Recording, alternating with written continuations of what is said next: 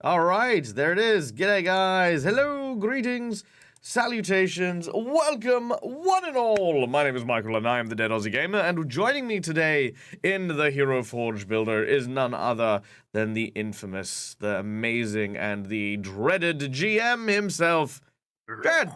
Hello, buddy. I'm so excited! Yay!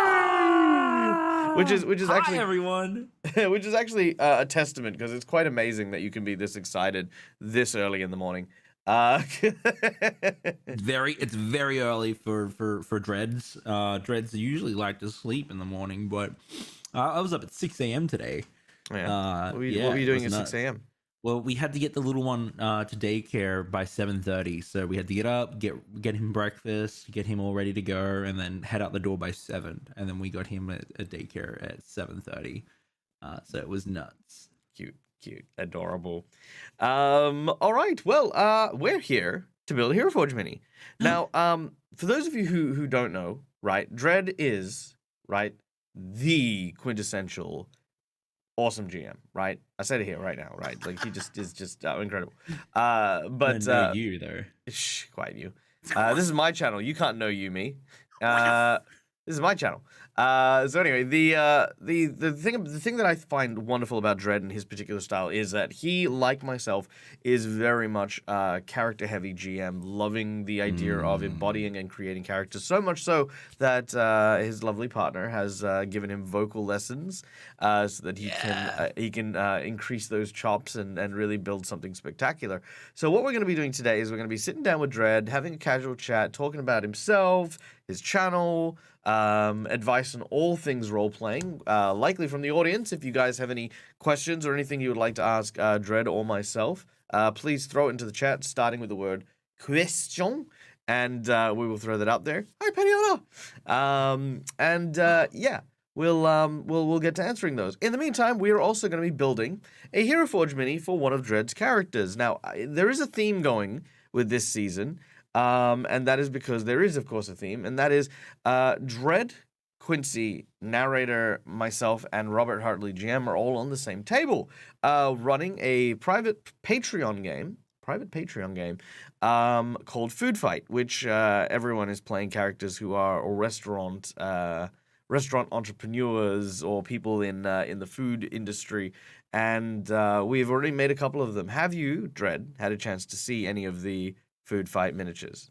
I have spied them across the internet through my looking glass, and they looked flippin' sick. Well, I hope that you're super jealous, and I hope that you're going to turn that energy into making your amazing character for today and telling people about it, because it is much like some of the most awesome stuff, a homebrew, or a third party. I mean, what do you call it? A homebrew third? I mean, look, at what point does something go from being homebrew to third party? Let's start with that. That's the first question of the day. I think when it hits GM's Guild, or when it's like what if you play Pathfinder? Then Pathfinder, GM's. Did I say GM's Guild? GM's Guild. Is there a GM's Guild rather than DM's Guild? Because I know DM's Guild is like the official 5e place. Maybe. Is there a Pathfinder place? Pathfinder expert? Can we find a path to the Pathfinder version? They're making Pathfinder Infinite, which apparently is like a thing, but their D&D Beyond answer to that. I think we spoke about this before. So. Yeah, I think so. But yeah, but no, that's cool. I think homebrew and third party are the same. I honestly don't differentiate. Like, if someone says third party, to me, it's the same as if they say homebrew. Even if you come from like a big publishing house with like lots of money and stuff like that, I'm like, no, these are the, like, it's the same as house rules items. Yeah. Where in the language is it homebrew or third party, right? Because like you'll have like imagine a Venn diagram, if you will. You've got official stuff, and then you've got homebrew, and then third party would be inside the sphere of homebrew, right? Yeah, I think so. Right. So then what other homebrew things are inside that circle? Well, I think inside that circle, I view like anything that has a spirit of the author in it. right? Yeah. So let me put it this way: like one of the things, and this is something that gets me every single time, is when someone creates the good necromancer mechanic. I hate when people do that, right? But you can always see the author in it. Why did the Yeah. author make this class? They want to play a good necromancer. If you see particular monster race builds and stuff like that, you can see. Yay! Thank you, Phoenix, Yay, for the sub. Phoenix! You lovely, lovely, wonderful human. Phoenix, you wacky guys, ladies and gentlemen, a wonderful human being and a incredible performer. Please be sure to go and check out all of the cool things that Phoenix is up to over on his channel. Rise! Phoenix. Rise, Phoenix, rise! Anyway. You just gotta follow the muse sometimes. Follow your inner spark. I may not have been watching Transformers Rescue Squad with Link because he's currently obsessed with robots. Yep, I'm gonna imagine there's gonna be big, Yeah. heavy Daddy Bear vibes. Yeah. Nice. I'm All so right. proud of myself. We do Anyway, have one question from chat before we get started here, and I want to answer it before it gets devoured. A question from Grizzles. Question to Grizzle. both. When you are stuck trying to create a backstory for a character, what questions do you ask yourself? So Now I'm gonna throw you in a stop little me here, little yeah. additive here, and that is without the use of those background generator type things, like They're without so using. useful though, because They are, but I know that you and I are both very guilty of that. And the thing is as useful and as quick as they are for our purposes, because we run so many games, and sometimes it's like, yeah, that'll do. If you're preparing for a campaign, like a really long term Yes. campaign, what Yeah. are some of the questions that you would ask yourself? Who do I want to be? That's the big question. Who do I want to be for 2 to 4 hours, at least once a month? Like, who do I want to, and then what story do I want to tell? That's the question I usually follow or ask myself. And if you ask that sort of question of yourself when you're GMing as well, or writing a campaign, or coming up with NPCs and stuff like that, is that you're coming to the table to not only roll dice and use really cool mechanics and play a game with your friends, in my opinion. And one of the things I love about the game is we're coming together to tell a story. And so it's up to you what story you want to tell, because you're one part of that story that you're going to tell together with others at the table. And so that's the sort of question I ask with backstory, because backstory is important, but it's not as important as front story. It just sort of it relates and sort of informs front story. If you're not sure what front story is this consideration of when you're playing. If you're playing front story, your backstory matters, but the front story is what matters more. What's happening in the campaign, what's happening in the adventure that you're in, what's happening with the other characters in the party. It's very much this sort of place of like, okay, I'm here, I'm front and I'm center, and I'm in a part of the story now, and I'm playing my backstory in a sense of like it informs my choices, but I'm very much here in the front story. Yeah, I think that makes sense. But yeah, what story I want to tell, and who do I want to be, is my answer to that. And I would say one last thing I want to say. What was it? Yeah, if you're not sure, obviously what inspires me, or what's something that I want to take and like make my own or change, is a very useful tool for character building, storytelling, and stuff like that. It's like, so for example, the one from Sirens and Silver, my character, my snake boy Azalis, is based off Zoro from One Piece, but at the same time, he's also based off, just that very big, sort of scary sort of character. It's like, I will crush this, and I will destroy this, and if you slap me, there's a good chance I will destroy you. And that's the type of thing that I try to do as well, which is like, yeah. Anyway, I've been speaking enough. No, that was great. It was wonderful. I think I definitely agree that that knowing your place in the story and knowing your place in the narrative is super, super important. Mm. I think I think for me, the big things I ask are, you definitely asking like, what you are, what your role is in the story is an important one. I think for me, um, it looks at I kind of also look at like what it's not just what I would like to play, but also what do I want to play with? Is this character going to be something that is going to captivate, or like, because the thing is and I look, this is just me. I'm an entertainer deep down. That's always been my case. So when I role play, I'm always trying to entertain, and that's fine. Some people do that, some people don't. So, but when it comes down to it, I'm like, okay, cool. Is this character going to be entertaining? Are people going to be really interested and into this character? Or are people going to turn around and be like, wow, that character really is like an overbearing, knobhead, and I really don't want to play with this dude anymore, right? I want people to, I want my party, my fellow storytellers to enjoy the game and the character as much as I am. So when I look at the backstory, it might be like, oh, hey, dude, like, look, I know that your character grew up in an orphanage. What if you broke out of the orphanage? Because my character, who was an orphan who grew up on the streets, kind of got to know you a little bit. And then I kind of busted you out every night, and then you got in trouble, but you never told anyone about me. But then I got arrested, and you broke out on your own and came and saved me, right? I kind of look at that, and I'm like, yeah, cool. And then now I've built like kind of a bond with another one of the players. So that's kind of like what I like looking at. I like looking at like, Yeah. how am I a part of the group, and how's my background like really help build my relationships. Yeah. In the event we're playing in a game where everyone's like bumping into each other for the first time, usually I have the secret, right? It's quote unquote, what is the secret? What is it that my players are gonna, my fellow players are gonna like find out about my character that's gonna make them go, and that's really just me as a GM. Like that's it's not Yeah. like that's me as a GM sort of creeping into my games. But like so on one of my games I'm playing at the moment, Rime of the Frost Maiden. I'm playing a character who is called Nikos. Now Nikos is a sorcerer. Nikos dresses in crummy colors, or worn over very fancy clothes. They found him like in an icy river that they pulled him out of and treated him and helped him get really, really better. And I was like, okay, cool. That's kind of that's kind of where I was going with that.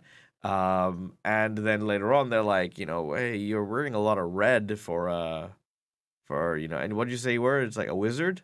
Red wizard, hey. Red Wizard, huh? And Neat. Faerun. And it was like, yeah, and it was like, yeah, cool. So yeah, Nikos did reveal himself to be a red wizard of Thay, and then later on, it was like that was the quote unquote red herring, because the actual truth is Nikos was experimented on by illithids and was actually transforming into a mind flayer, of which actually, you know what, I can actually show this off because ha ha ha ha. Yeah, Nikos was transforming into a mind flayer, and no, not that one. This one. There we go. Oh, not that one. I'm sure it's in here somewhere.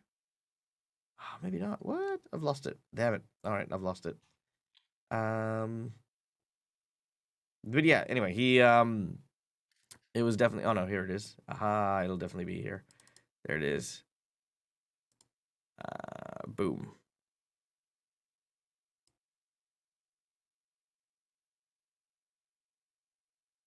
And so, Hells yeah. made the mind Oh flayer. my gosh. Amazing. Yeah, so Nikos eventually is going to be transforming one day into a mind flayer, and that was kind of the big nature, the big secret. So that's what I always look for when I look for backstory, is like, what is the big secret, and what's the what's the group going to be able to get out of that like storytelling, because they're going to have to uncover it, they're going to have to find out about it, and it builds the relationship to have stuff like that. Now I'm not like also looking at like, trying to keep them down and being like, oh, guess what class I am? Oh, bet you'll never guess. It's not about outsmarting people. It's about inviting them. No. Yeah, exactly. Yeah. All right. Well, that was a great question. So thank you for that, Grizz. That's a great question. Oh, one more thing. I think that's for another question above as well. Oit has said backstories help build continuity with the front story if the GM is working it right. 100%. Yeah. 100%. There is another question, but we will come back to questions because obviously we will need to make some progress with the HeroForge mini. Progress. So we will come back to it. Rest assured, we are going to be answering all your questions. And again, if you have questions, throw it down in the little Let us question know. bit. So Now's the time to ask them. Don't miss out on the chance to get the hot goss. hell yeah, this is literally it. All right, so tell us about the character that we're building today. Right. What was my character? Oh, it was my tragedy bard. Yes, this is from Tales of Asteria. Yeah, Tales from Alestria. That's what we're doing. Yeah, I might have cut out. You're Ooh. frozen, but you're I'm there. frozen. Send a zoom. Hold on. Yeah, try turning off your camera. Turning your My camera face on right and off. now. Picking No. Picking Dread's nose. Picking Dread's nose. Jab, jab, jab. Oh, he moved. Touching his eye. Da-na-na-na-na-na-na-na-na. Tsh, tsh.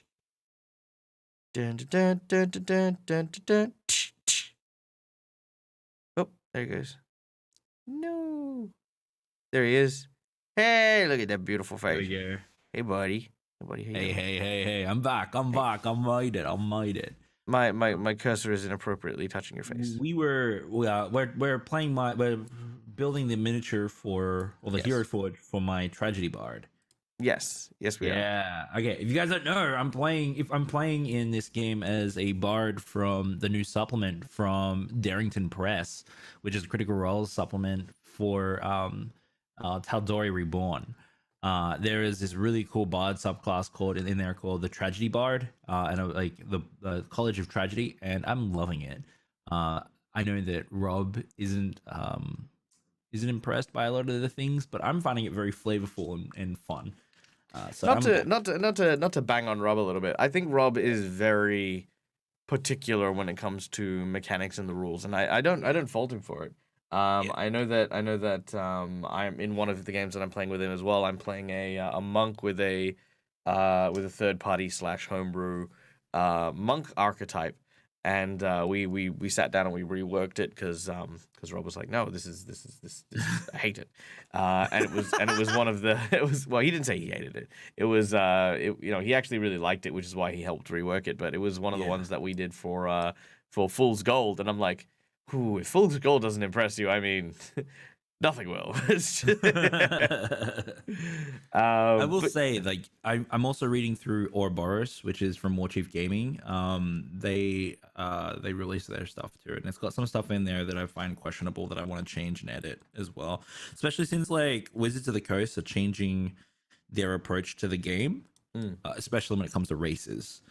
So I want to like uniformly say that like races from now on have a 30-foot movement speed, and also you can just choose 1-1-1 in the ability score increase or 2-1, because that's just the standard now. They're moving away from that, and they gave a really good reason for that. This is a quick tangent. They gave a very good reason for that.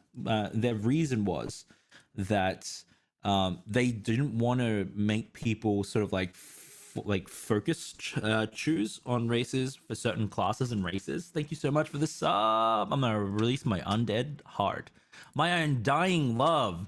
That's the pun you should have with your heart. The undying my love. Undying love. Look at my undying love. Mythical tier. Here we go. Boom. Undying love. Yay! And some little champ mugs. Love it. Little champ mugs. They're hiding in the monsters. Yeah, but like I loved why they did that. They're like, hey, from a game design perspective, not only like custom lineage is really awesome, just to like helping people be more creative and so supporting the support. It also means that you don't have to play an elf if you want to make a dex build, or you don't have to play, a dwarf if you want high constitution. You can just have the high constitution. It's fine. No, absolutely. That's my quick tangent. I see. I don't mind that. I like that, but also I'm like, have you heard of Pathfinder? Because in Pathfinder they've changed it from races to ancestries. Yeah, ancestries. And I love the idea of ancestries and like the ability to sort of go it's like, yeah, look, I am a dwarf, but my ancestry is I've got human heritage. You know, or I've got like a half orc, but I've got like gnomish heritage, and you can kind of actually tweak around and play around with a bunch of really cool stuff. Yeah. And I love that idea. I love that concept. Yes, we've gotten tangent. Tangents. Your bard, good sir, your tragedy bard. Shoot. Have you ever had those moments where like you've given the description in game and you've forgotten what you've said because it's technically canon? You know what? The mean part of me wants to go no dread because I'm a good performer. Boom. No, but I have. No. I've definitely done that before. I remember I had slicked back hair. I had this very fine sort of like leather attire. I think I remember. I just forget the color of the hair. I think it was silver. Should we bring up the description? Should we do like a little like, oh, this is a little sneak peek from the episode so that if people want to get it, they can get it. Look, I have no idea where in the episode it is. I mean, you could try. Pretty early on. Let me find it. I downloaded it. All right. Well, in the meantime, we can we'll start with this slick backed haired character. It's like oiled back. Oiled back. Okay, so it's not like styled, but like kind of. Yeah. Okay, I see what you're going with. Yeah, I think like a pit of hair would like fall down in the face every now and then, like very like handsomely. Let's find out because I know they are a halfling, so I know that. A halfling. Okay, cool. I can do that. Yeah. Okay, so I think.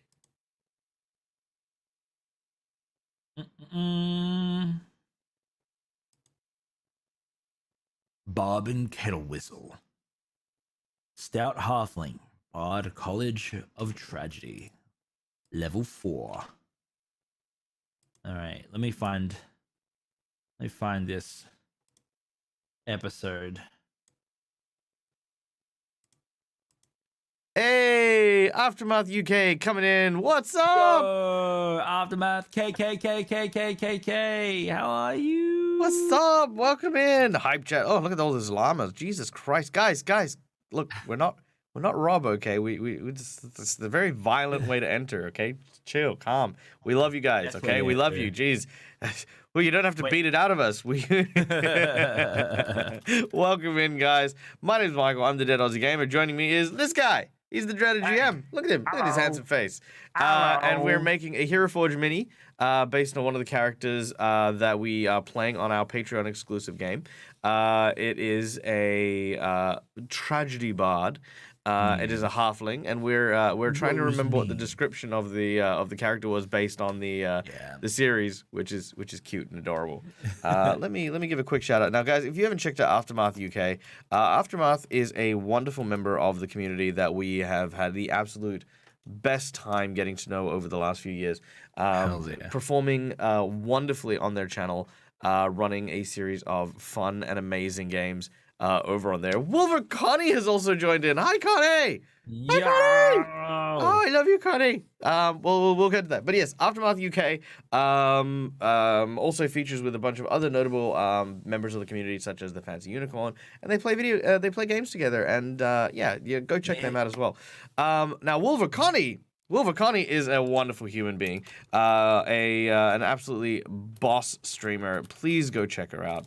One of the Corey Ember coming in. I have a feeling that Corey and Connie were playing games together today. Thank you so much for bringing community in, guys. Well, let's talk about Connie, then let's talk about Corey. So Connie's a wonderful video game streamer and a performer over with Perception Studios. They are an absolute blast. I've had the absolute pleasure of playing a few games with them in the past, and definitely look forward to playing a lot more. Yeah, we've gotten to a triple raid. It's just triple raid. I feel like it's like then it's gonna be overkill. It's just gonna suddenly appear on my damn screen. So go check out. Definitely go check out Wolver Connie. And also, please go check out Corey Ember. Corey Ember is another absolutely wonderful and talented human being that does video games on their channel. They play some awesome stuff, including Phasmophobia and things with Connie. And in addition, also another cast member from the Perception Studio team. And again, to give a shout out to Perception Studios, it is a great group of storytellers and board game lovers who gather together in a place filled with just nothing but talent and love. Definitely go check it out. It features not only Connie and Corey, but also Chunk and Cucumber, who have been on the channel, as well as Danny, who is one of the spearheads of Shaylin's Legacy, and so many more. So please go check these guys out. Give them lots of love. For the people who've just joined in, once again, my name is Michael, Dead as a Gamer. This guy's Dread. Dread's awesome. Hey. Dread's wonderful. Hey, I'm pretty cool. Dread and I are part of an Australian stream team of role players, and today we are doing HeroForge Legendary, where we sit down, we chat about RPGs, questions about gaming and stuff like that, and we build a HeroForge mini. We are building a Halfling Tragedy Bard.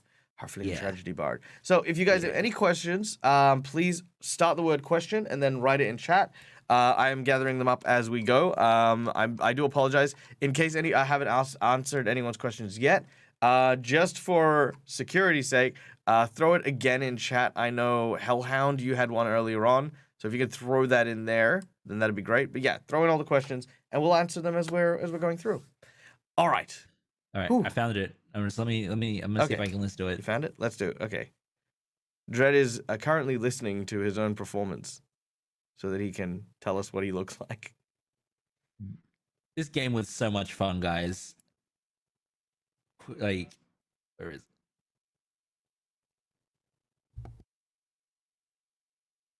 Oh man. Okay, cool. I don't want to hog the line, so you can talk. No. I'm bated I'll breath. listen to the description. Bated breath. Bated breath. I'm currently describing my part of the restaurant. So, sorry, because we all came up with a part of the restaurant, the Fairy Fire. Yes, that's right. The Fairy Fire was the name of the restaurant. And your character plays a very unique role in the Fairy Fire, don't you? Yeah, I do. Do you want to tell the folks what your role is? Well, I'm quite rare. You might even say that I'm medium rare. So my character kind of like is, I don't know exactly like I soul food is what I bring to the party, to the table. Soul food. You loving all these puns? I love these. These are amazing. Yeah, this is very fun. Yeah, like no one else gets them but you and I. So and Janet gets puns. Janet. Yeah, Janet.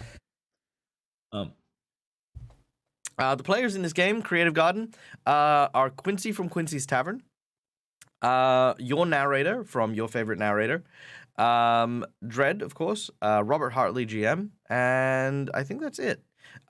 Satine and Jameson have been invited, but are very busy, but they may jump in and join in, like a little bit later on in the year, but it's a once-a-month game, and it's just like, that's how it is.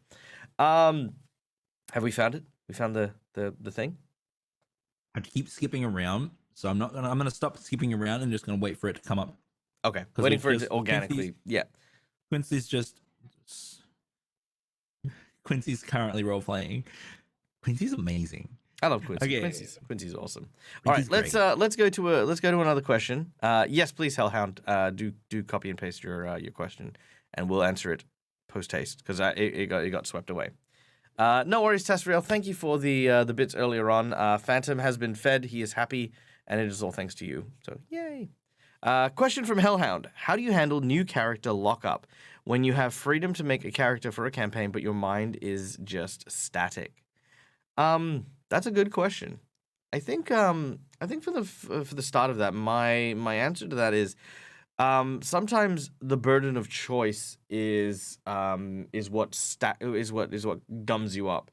And what you need to do in those instances is you need to commit to a restriction of some kind, right? Like you might say, I want to play a class that I've never played before, or you might say like I've never played a worshiper of this deity in the setting. So I'm going to, whether or not I'm going to be a cleric or a divine caster, I'm going to make someone who believes in this particular ritualistic element of the game. finding those limitations and applying them slowly but surely just helps. It's like whittling a piece of wood, you know. It's by taking off certain things and saying, I'm not going to play a bard, and oh, I want to try and do someone who's like really good at this. You know, you slowly start to shape a character. A lot of people think that your character needs to be a really catchy gimmick immediately thrown in. Like, I need to play a rogue bard who is tortured by the soul of an etin, you know, and I need to tell everyone that I need to kind of keep it a secret, or people might think I'm crazy, you know, whatever, you know, like you don't need to make these kind of like wild and wacky improv characters. They can just be, you know, I'm not gonna make another barbarian. I'm not gonna make my 8th barbarian. I'm not gonna. You've got a barbarian. Yeah. Make another barbarian. Barbarians are amazing. They're Those are so vibes. much fun. Like live your vibe, live your life. If you're That's a true. barbarian, be a barbarian. Tis true. Do it. You know what I love doing is stealth builds. So have you ever tried doing a stealth build, Michael? Yeah, of course I have. You kidding me? There- I've yeah, done everything. it's Who are you talking to? stealth build in the sense that you build a character that doesn't look like the class that it is. So I made a character that looked like a wizard that was just a wild soul barbarian. And so like the party was like, oh man, this wizard's like really, really cool, high intelligence, doing all these cool things, and then it just busted out like, I would like to rage. And they were like, So what? Guess what this dude is? okay. I am going to say, oh boy, what a pretty miniature. Yo, okay. Thank you. Paladin. Paladin. Or Let's get Hexagon. let's get some guesses in chat as to what we think this dude is, and then we'll announce it at the midpoint. Expression. So cool. Sorry to jump in there. No, I've it's got fine. the description. That was a good one. You got the description? All right, let's do it. Also, what was the question? The question was, how do you handle character lockup when you have freedom to make whatever you want, but your mind is just kind of static? So what's lockup? Lockup's kinda like where, creative block. Okay, so here's the logic behind lockup. This is actually psychology 101. Yeah. If I were to give you a blank piece of paper, Yeah. and is that Mutaru? Yes, it is Mutaru. If I were to give you a blank piece of paper and tell you to focus on the bit of paper, right? Your eye starts to wander, and it doesn't really stop anywhere. It's just kind of like your brain doesn't know what to really do here. And that sense of like not having that kind of focal point causes lockup. If Yeah. I were to draw a small dot in the center of the paper, your eye is drawn to the dot and you kind of focus up, and then you're able to focus and process and stuff like that. So Yeah. if you have a game where there is just so much of there's so much of it, then you get to the point where you can't decide what the character is. That's kind of what's being referred to. Yeah. What was your answer? Before My I answer. jumped on it. No, that's fine. 'Cause I was so My excited. answer is adding in restrictions, like shaving things off the your like what you can play. Like, I won't play a bard, or I will play a worshiper of this god, or I won't play that. You know, like taking tiny Yeah. pieces off and on to sculpt as you're going. Yeah. I think how I generally approach it is I will find some sort of font of inspiration, whether that's something that I've seen in a show or a novel or a movie, or even reading through the classes and like reading how they work, like and understanding how the mechanics work. I'll just find something that intrigues me, and then I'll build off that. I'm loving this new meta that we find ourselves in, that spells and abilities and characters are being described and changed in creative ways, even though the mechanics still work the same. I find that very interesting. So when I read a character class or subclass, I'm like, okay, that's really cool, but imagine if we did it this way, or if the spell looked like this, or it manifested this way. I try to like put a creative spin on things. But yes, there's a lot of stuff in the game to consider, and you can get lost. But at the end of the day, like, you have to play the character that you want to play. So like look for something that you want to play or you're excited to play. Ultimately, you can hit randomize on D&D Beyond if you're using D&D Beyond, and it can create a random character for you, and you can just play that random character. So knowing that that's in the back pocket as well is awesome. You can actually, there's like a lot of features, the random tables out there that will just roll up random stuff for you. But okay, this is what I'm playing according to the random, because I was locked up and I'm gonna make it work. So yeah. Look, you can do random characters, 100%. I enjoy them as an exercise, but you know, and Phoenix, I'm sorry, this is gonna hit. It's like I don't mind it, but I you know, there's something I don't like about playing random characters, like just in general. It's not that I dislike it to the point where I won't play it. Obviously, I've been on Phoenix's channel a bunch of times now, but it's like with randomness, it challenges you. Yeah. But sometimes the randomness, you know, can just be hindering. You know, where you're just rather than actually, you know, like doing something that is, you know, sort of building on a story and stuff like that. It's more of a it's like the difference between playing a game of basketball and like, you know, saying, oh, watch as I like take a shot with my eyes closed with one hand, right? Yeah. It's a cool thing to try, but I wouldn't run a. You know what I mean? Like I wouldn't enjoy a character with that because it's more of a challenge to myself than it is an actual me playing a character. It's a little different. It's a little different. What I'm prosing is it's a tool rather than an exercise. Like it's something that you can do if you need it for the right purpose or situation. So for example, I'm starting a new series called Mono and Module, where I'm both the GM and I'm playing the PCs, and I'm going to be recording it as a podcast and playing through all the modules. So the whole thing is like, oh, cool. You can sit down and listen to the story for each module, and I've randomized the characters. And that's the example of it being a tool. And you know, like seriously, every single time I ask Dredd, hey Dredd, can I come play on your channel? Can I play a game with you? It's like, no, I'm playing on my own.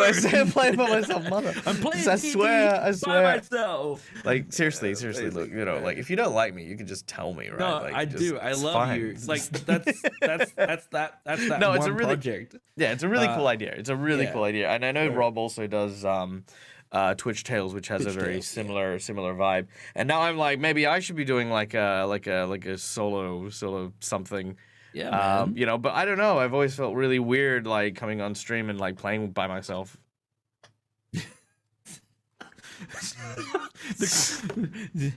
Playing by myself.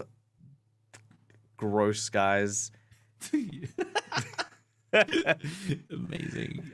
All right. Yeah. So I've been playing around. I don't know. I don't know if I'm in the right zone. I'm just taking a guess as to what I think. So there is a red scarf, a black leather jacket. And it's the scarf itself. Now that I've like saw how I was like sort of like moving my body and acting it out, it's almost like a puffy scarf that's sort of like it's a pretentious scarf. Everything about this tragedy bard is like pretentious. It's like the poetry club kid, right? It's like and it had like many silver and gold rings on the fingers as well. Very gothic, I would say the character is. The hair was described as a coif. So it's bushed back, but it was a coif. So I think the coif would eventually like, you know, just like dip in the face every now and then and have to push the hair back.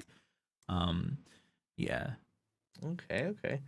So and then it's almost like a pompadour. There was a fine linen shirt. I didn't describe the pants or the belt or anything like that.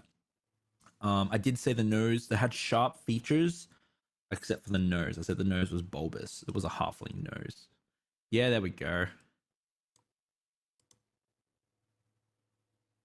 Bulbous nose, but sharp features.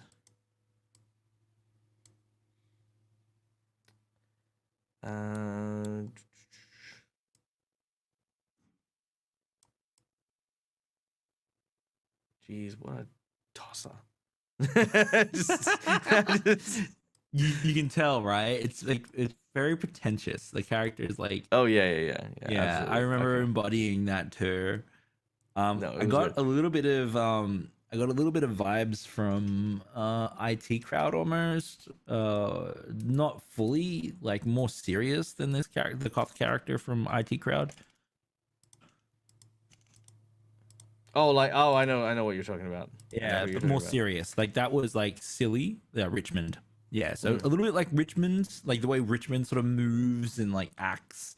But more serious, I would say so. So I would say that they don't even have like gothic makeup and stuff like that. Gothic makeup. Okay, okay, we Yeah, can play around with stuff like got that. like mascara and eyeshadow and like pale skin, almost like in a Poe sort of feel, like Edgar Allan Poe. Edgar Allan Poe. Okay, I can work with that. There we go. That's the one I was looking for. All right. Okay. All right. All right. I think we're heading in a direction which is good. I love that there is now, because that's a new scarf that they've added. I both Yeah, love it and despise it. Like yeah. I think that I was definitely going for the poetry major sort of vibe. Yeah. Ah, yes. Richmond Avenel. Yeah. And like I'm not, yes. he holds his hands like this. Like the character's very Bobbin is like very like expressive with his hands and like he was like I actually got it. It's like but why? Why?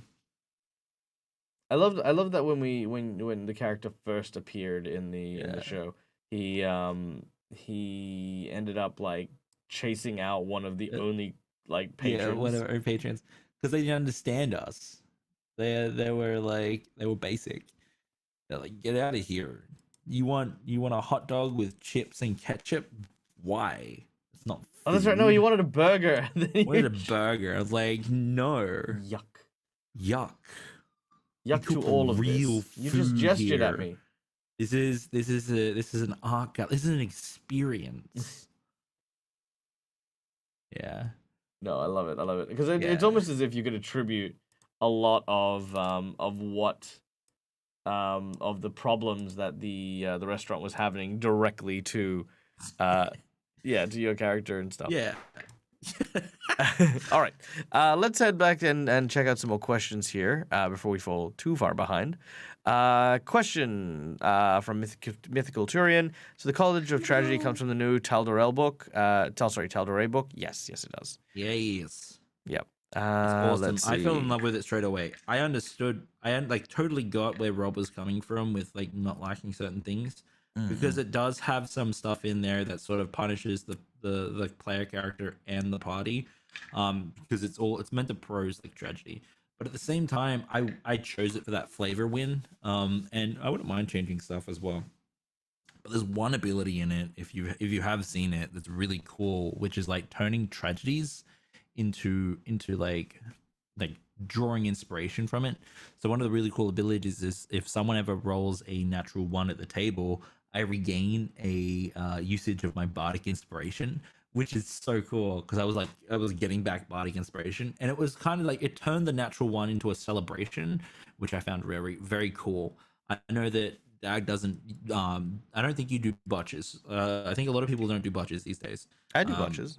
you do botches.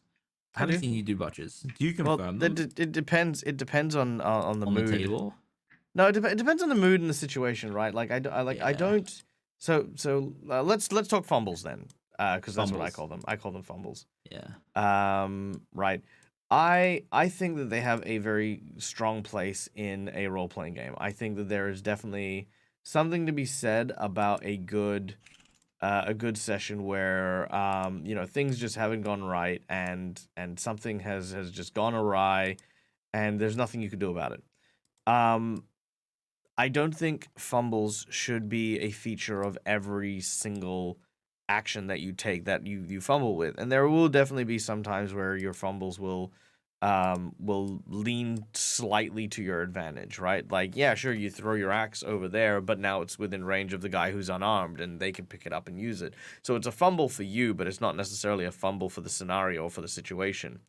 Um, and I think for me, it's like it challenges me to start writing and creating a more cinematic style of combat.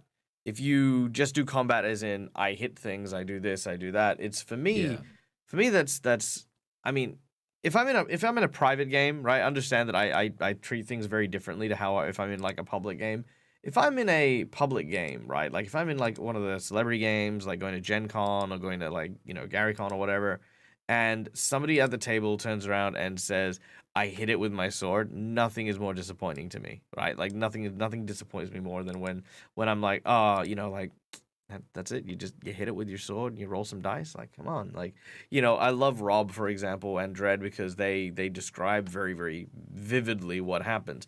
I take my axe and as I yell, for Fulbring, I swing the axe downwards in an arcing motion across his chest, running from his shoulder to his hip as I swing with all of my weight, right? You feel the impact of the blow. As I see the flesh spliced by my wicked edge. Yeah. See, That's that like, you gotta have fun with it. I totally agree. exactly. Now, if Wait, you now to so go we're back talking onto about the point, fumbles. yeah, now to go back into the Yeah. point is if you can do that with fumbles, you can do it with anything. Yeah. Like, if you miss, for example, and someone describes something to you and you just go, yeah, you miss. That's equally as disappointing So to I have started rolling out something very cool on my tables. I don't know if you've seen this or not because it doesn't always happen, but I'm trying to get more players at my table to do it because it's something that I absolutely love. And that is describing misses. So it's a very hard thing to do because it's the culture of like combat and descriptions, and even if you are a very descriptive table is when you're in combat, you'll say, "Oh, I roll, I hit," or "I roll, I miss." Where if you want to do what I'm trying to bring to my tables, especially in like stream and recorded YouTube games, which is like, "Oh, the monster rolled a 17. You know your AC is 18. I know your AC is 18. You, the player that's getting the attack being like thrown at you, needs to describe how it misses because that gives you the opportunity to describe a shield or a dodge or taking it on the shoulder but it takes most of the armor and you just sort of flex it off. Like it's immersive and it's very cool and it's something that I don't think everyone does, but my players have started to do it instinctively and I'm very excited about it because it's a new way of like describing combat, which is super cool. I both like that Mm. and I don't think I would do it that way. Not because, I think it's bad, just because I do it differently. I for one subscribe to the GM doing the misses because Yeah.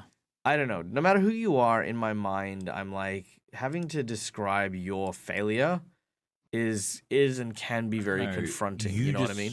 Yeah. Okay. I get That's that. what that's what I mean. Like, it's like you're already kind of tackling with the disappointment of having your attack miss, especially if you've built it up. Oh no! And then so, like, no, what it no, would be is like I'm not saying that the that's GM, what's happening. You Yeah. would describe how the GM's monster misses, and if you Oh. were throwing an attack, I would describe how it misses the monster. Right. Yeah. Sorry, I Yeah, thought so you it's meant I thought you meant the other way around. No, Yeah. it's a different way. Okay. And that's kind of always the kind of thing I've always tried to do at my tables, which is just like promote descriptions, promote describing things, and being immersive and being creative. Like that's always what I try to do, and I'm giving them that chance to do that, to embody their character and to describe how the things hit or miss them. Like it might even be like I roll and I'm like, you describe the intent of the weapon attack or the spell. Like, okay, I'm aiming for your face. I hit. Obviously, I might not hit your face. How does it hit?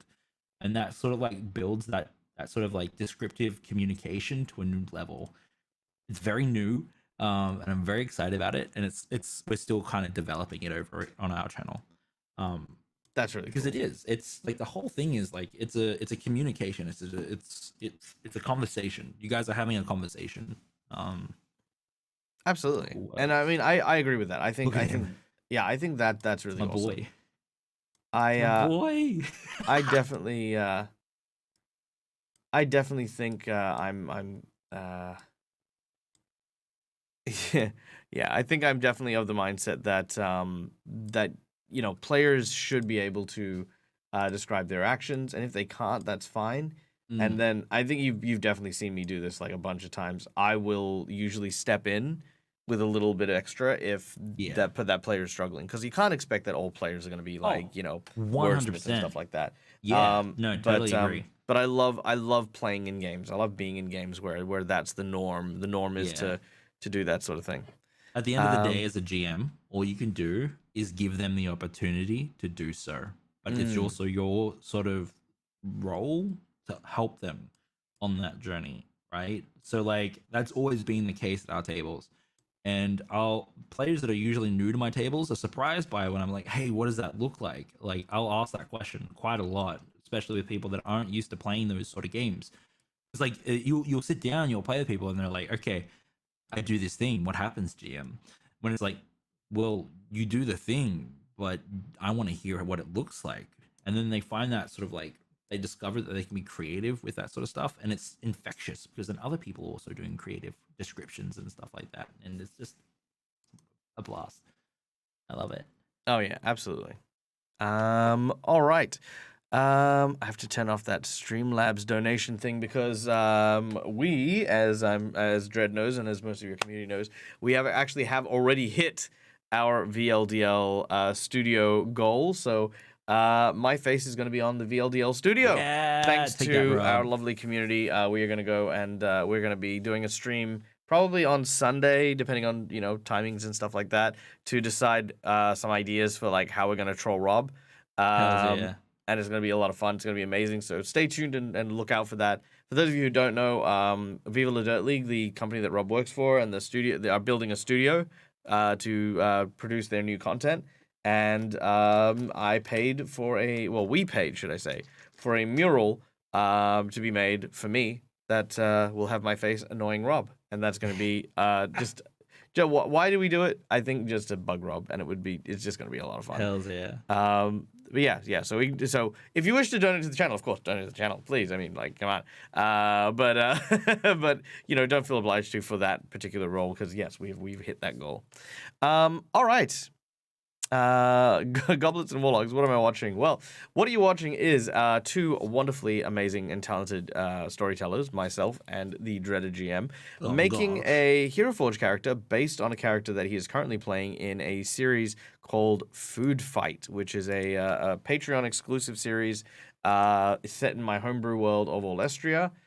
Featuring this character that he is playing, a tragedy bard. Tragedy bard. Now, what's the tragedy bard's name again? Bobbin. Bobbin. I need to write this down. Whistle and then pedal. it will crash and say, I don't want to do stuff. No. And then I'll do it again, No. and then it'll work. I don't know why. Ooh, maybe not. Ooh, maybe not.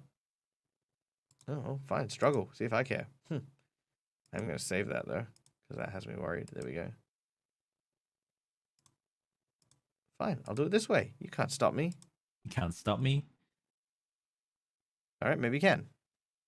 Very well. You win this round. Weasel, you're 100%. That's what the character is like. He's always looking for the meaning in things and always trying to deliver poetry. I should start like reading more poetry before we play next. So Oh, yeah. just be ready. Oh, Get absolutely. like right into it. All right, let's hit some questions here. We have one from Oiti, I think, talking about there it is. Talking about the tux that I'm using. A friend of mine said they removed the object. It's been relocated in HeroForge somewhere. Yes. If you look in HeroForge under clothing, they now have an undershirt and an overshirt option. So if you're looking for coats, you need to make sure you're hitting that overshirt point, and then you can find like a lot of jackets and robes and things like that. And then neck pieces are also in here as well. We can also go with a thicker neck piece if you want, but that kind of looks like a full-on Naruto. scarf rather than Yeah. the opera, Yeah. the Yeah. hoity-toity thing. The hoity-toity. Yeah. Very pretentious. and you just don't get it if you question it. Hmm. Like, why So are you how are wearing a you? scarf? It's So quite how are you literally, feeling like, about the build so far? I'm loving it so far. Yeah, yeah. Do you have Yeah. Can anything we you make his skin even paler? even paler? Yeah. And I'm wondering if he like I think he would leave his hair light colored. I thought it was like silver. I did think it was silver in my mind, or like platinum. Straight up silver. All right. How pale can we go? So we can go Yep. that That's what pale. we want. Like super pale.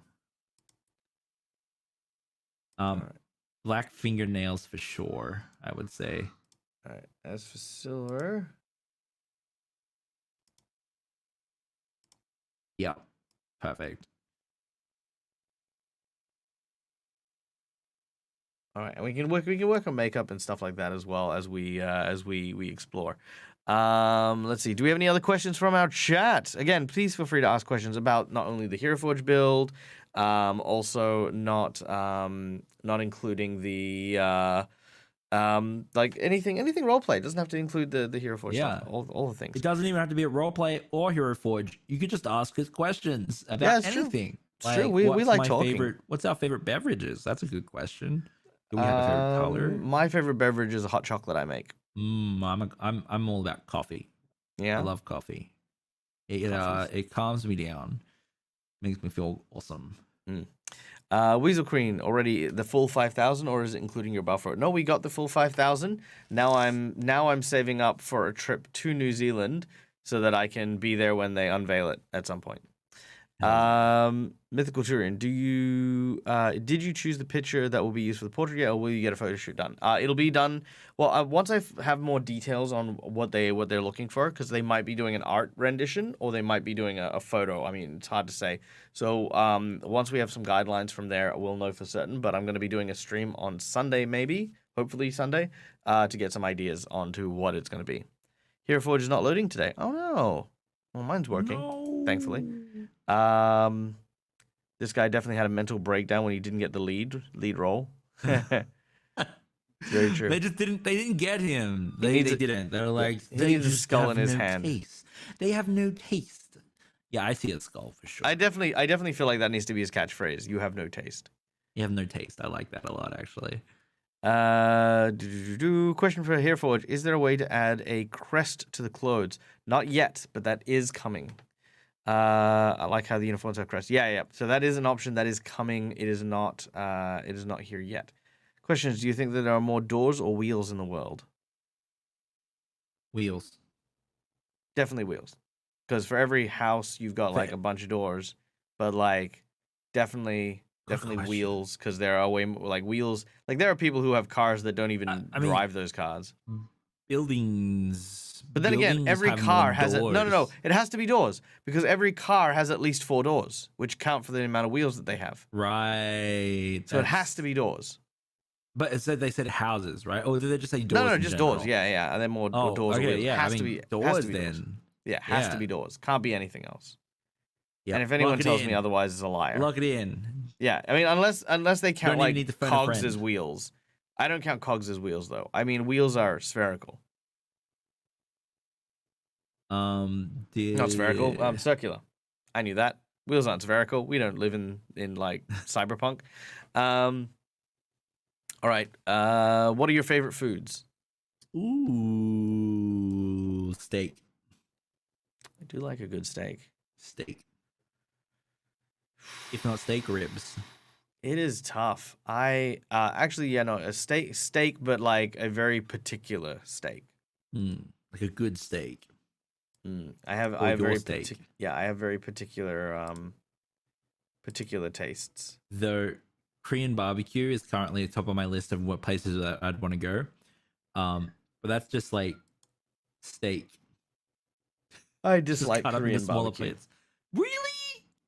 I don't. love It's it. not that I I'm all don't about it. enjoy the taste of it. I love I love the taste. Yeah, I love the celebration. I love being social. I hate going out to cook my own food. Yeah, I get that. I mean, I get that. Like I'm That's paying the quite a lot controversy, for right? what I could do at my house, right? Yeah. Like and what I'd actually in many ways prefer to be doing at my house. You know what I mean? It's in the same realm of sort of fondue, isn't it? Yeah, I mean, again, I've got a fondue maker at my house. Again, I wouldn't Yeah. go out for fondue. It would almost annoy me that if someone invited me out. Well, do you have a Korean barbecue hot plate? We do. I'd be down. For Actually, we doing got one of the Korean Japanese home charcoal Korean ones. barbecue. I'd definitely be down for doing a home home barbecue. Yeah, and I think that's primarily why I've It's all about the soju, though. check it The out. pipe. I love that he's like holding the pipe. It's like, what is this? Like, What is this? What's oh, you know what? If that's the case, if he's like, what the hell is this? It could be. Yeah. We could go with where is it?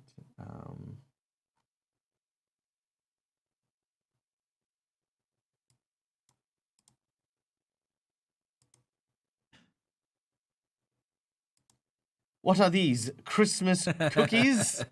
What? These are garbage. these? Garbage. Or bacon and Yuck. eggs? Why? Look, there's no presentation on this plate at all. You know, it'd be kind of funny. You know what would be kind of funny? Green eggs and ham. I love it.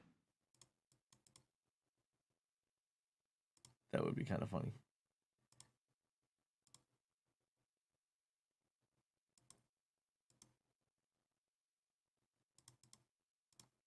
It's pretty amazing.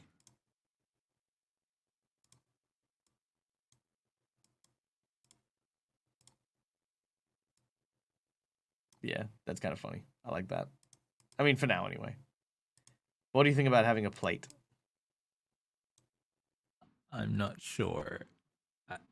I do love it. It does describe the characters and like how they approach most things a lot.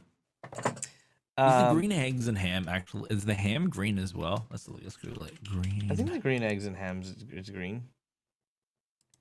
I mean, maybe it's not. I'm gonna look now. I mean, I we think can it always. is.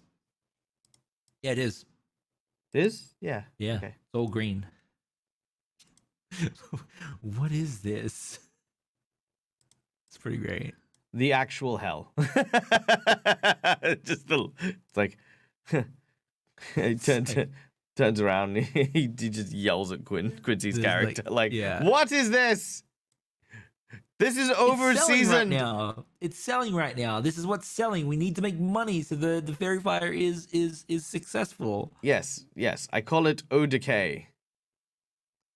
But we're not actually profiting if we are selling our souls. We're not giving away what we truly believe in. Get out of love it. here. I love it. I love it.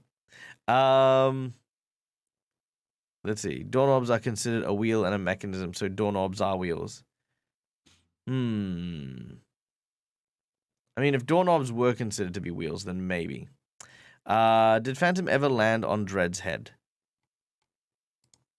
Phantom? I have a character named Phantom. Ding, ding, That's, ding, I got ding, ding. confused by that question because I have a character named Phantom. Do you? Well, Phantom is my stream pet. He's a Dracolich. Oh, you can put Phantom on my head. Hey, There he is. Phantom. Hey, Phantom.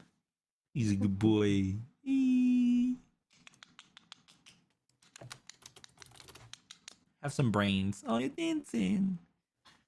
Cutie. Um, um, um, So cool. All right. Well, I'm gonna put Phantom back over here. Phantom. All right. So, okay, let's there we go. That was the next question apparently was he on his head? Now the answer is yes. What is the most comforting ice cream flavor? Look, I'm going to say vanilla. And I know I that mean, vanilla is the most comforting. yeah, because here's the thing. Vanilla is like me. And in a way, I think it's like all of us. Because vanilla can be anything. Right? You add some strawberries, you've got strawberry ice cream. You add a bit of chocolate, it's got chocolate ice cream. You add a little bit of honey, you got honey ice cream. Vanilla can be anything. You know, it just takes a little bit of time and effort to put something into it, and it literally can. It's literally everything. You know. I mean, the question is there ice cream without vanilla? And that's actually what That's Well, actually yeah, it's just it would just the be milk solid. the It would be base like flavor. iced milk, right? Iced milk. That's the most comforting color flavor, and then you can add whatever you want to it. It's true. It's true. But Yeah, everything's better with vanilla. vanilla makes everything better, right? Everything's better for a bit of vanilla ice cream. Oh yeah, yeah, Yeah, absolutely. you're like, oh, you got pancakes, vanilla ice cream, waffles, vanilla ice cream. You got bacon and eggs, vanilla ice cream. Like you just, That's it. Just on everything. yep, It's like a condiment at that point. yep. Get on that. Yep, that's it. Get on it. All right. I think we are making some pretty good headway. Hells yeah. Let's very quickly talk about let's go over the character. Like what other because here's the thing about a good HeroForge mini. A good HeroForge mini builds up the character that you're making so that anyone who looks upon this character or anyone who kind of immediately sees this character in a on a table or in a game, it knows straight away what that character is about, right? So I guess we're kind of there, right? Like this guy looks like a food critic. Yeah. And I think the plate adds to that. But what else can we add, or what do we need to do, or what can we adjust to really kind of sell the idea of this food critic character? Like I almost wish that there were some Can you put a quill in his I wish there hand? was some like stuff you can like drop food on the floor, like he's just smashed a plate or something. Yeah. Candle. Can you put a quill? Is there a quill? There is a quill. There's totally a quill.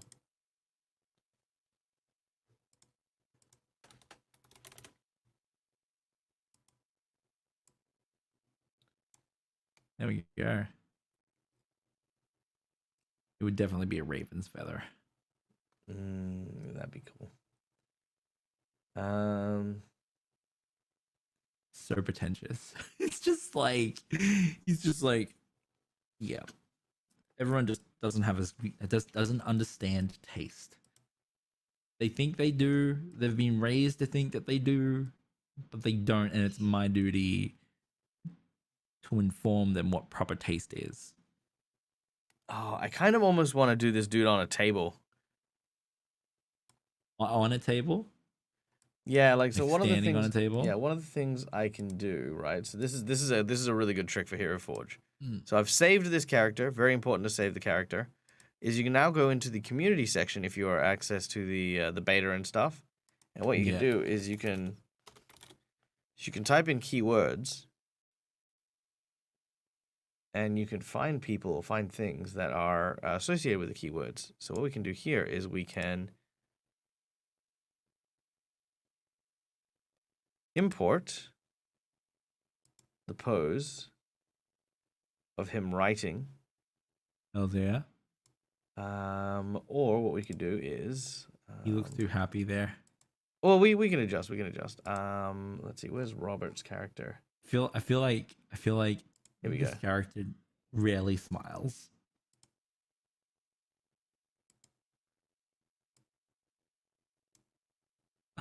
I need to add tails and stuff, but anyway, I digress. The point is that we can add like a sitting position with a quill and on a table, and then have the actual plate on the table, Yeah. right? And then he's writing I like stuff that. next to it. It'll take a little bit of effort, but we have like about half an hour, 40 minutes to kind of go through.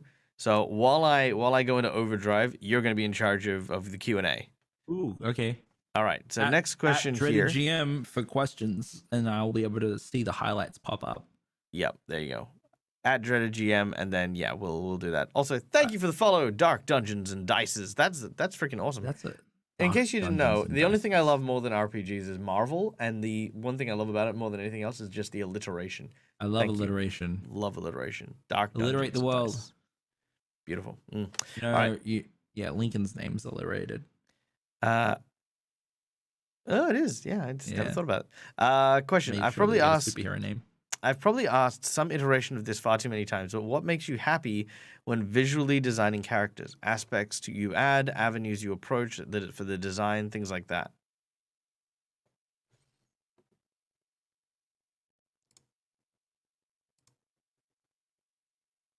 Hmm. Am I answering this first? Yeah, go ahead. I think I like when I do visual stuff. I'm very much a person that likes to make people go wow. Um, if I'm able to make them go wow, I feel like I've done a really good job.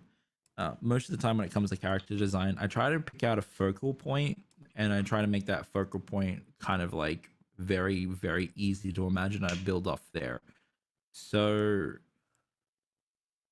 I think one of the first things I kind of described with this character was the scarf and the rings. Like they're the focal points for this character is like because their hands are always in motion. They're very expressive, and the scarf and the rings are probably the most important things, followed by the leather jacket, the coif of hair, and then you can kind of imagine the rest like sharp features with the bulbous nose and stuff like that. So I feel like that sort of thing. Recently, described an Asmar, and I described them as almost always being backlit, so they always have this sort of like this halo of light around them, and that was the focal point for that character. So you can visualize that sort of like halo effect, all that backlighting on them, and then I can fill in the other features there.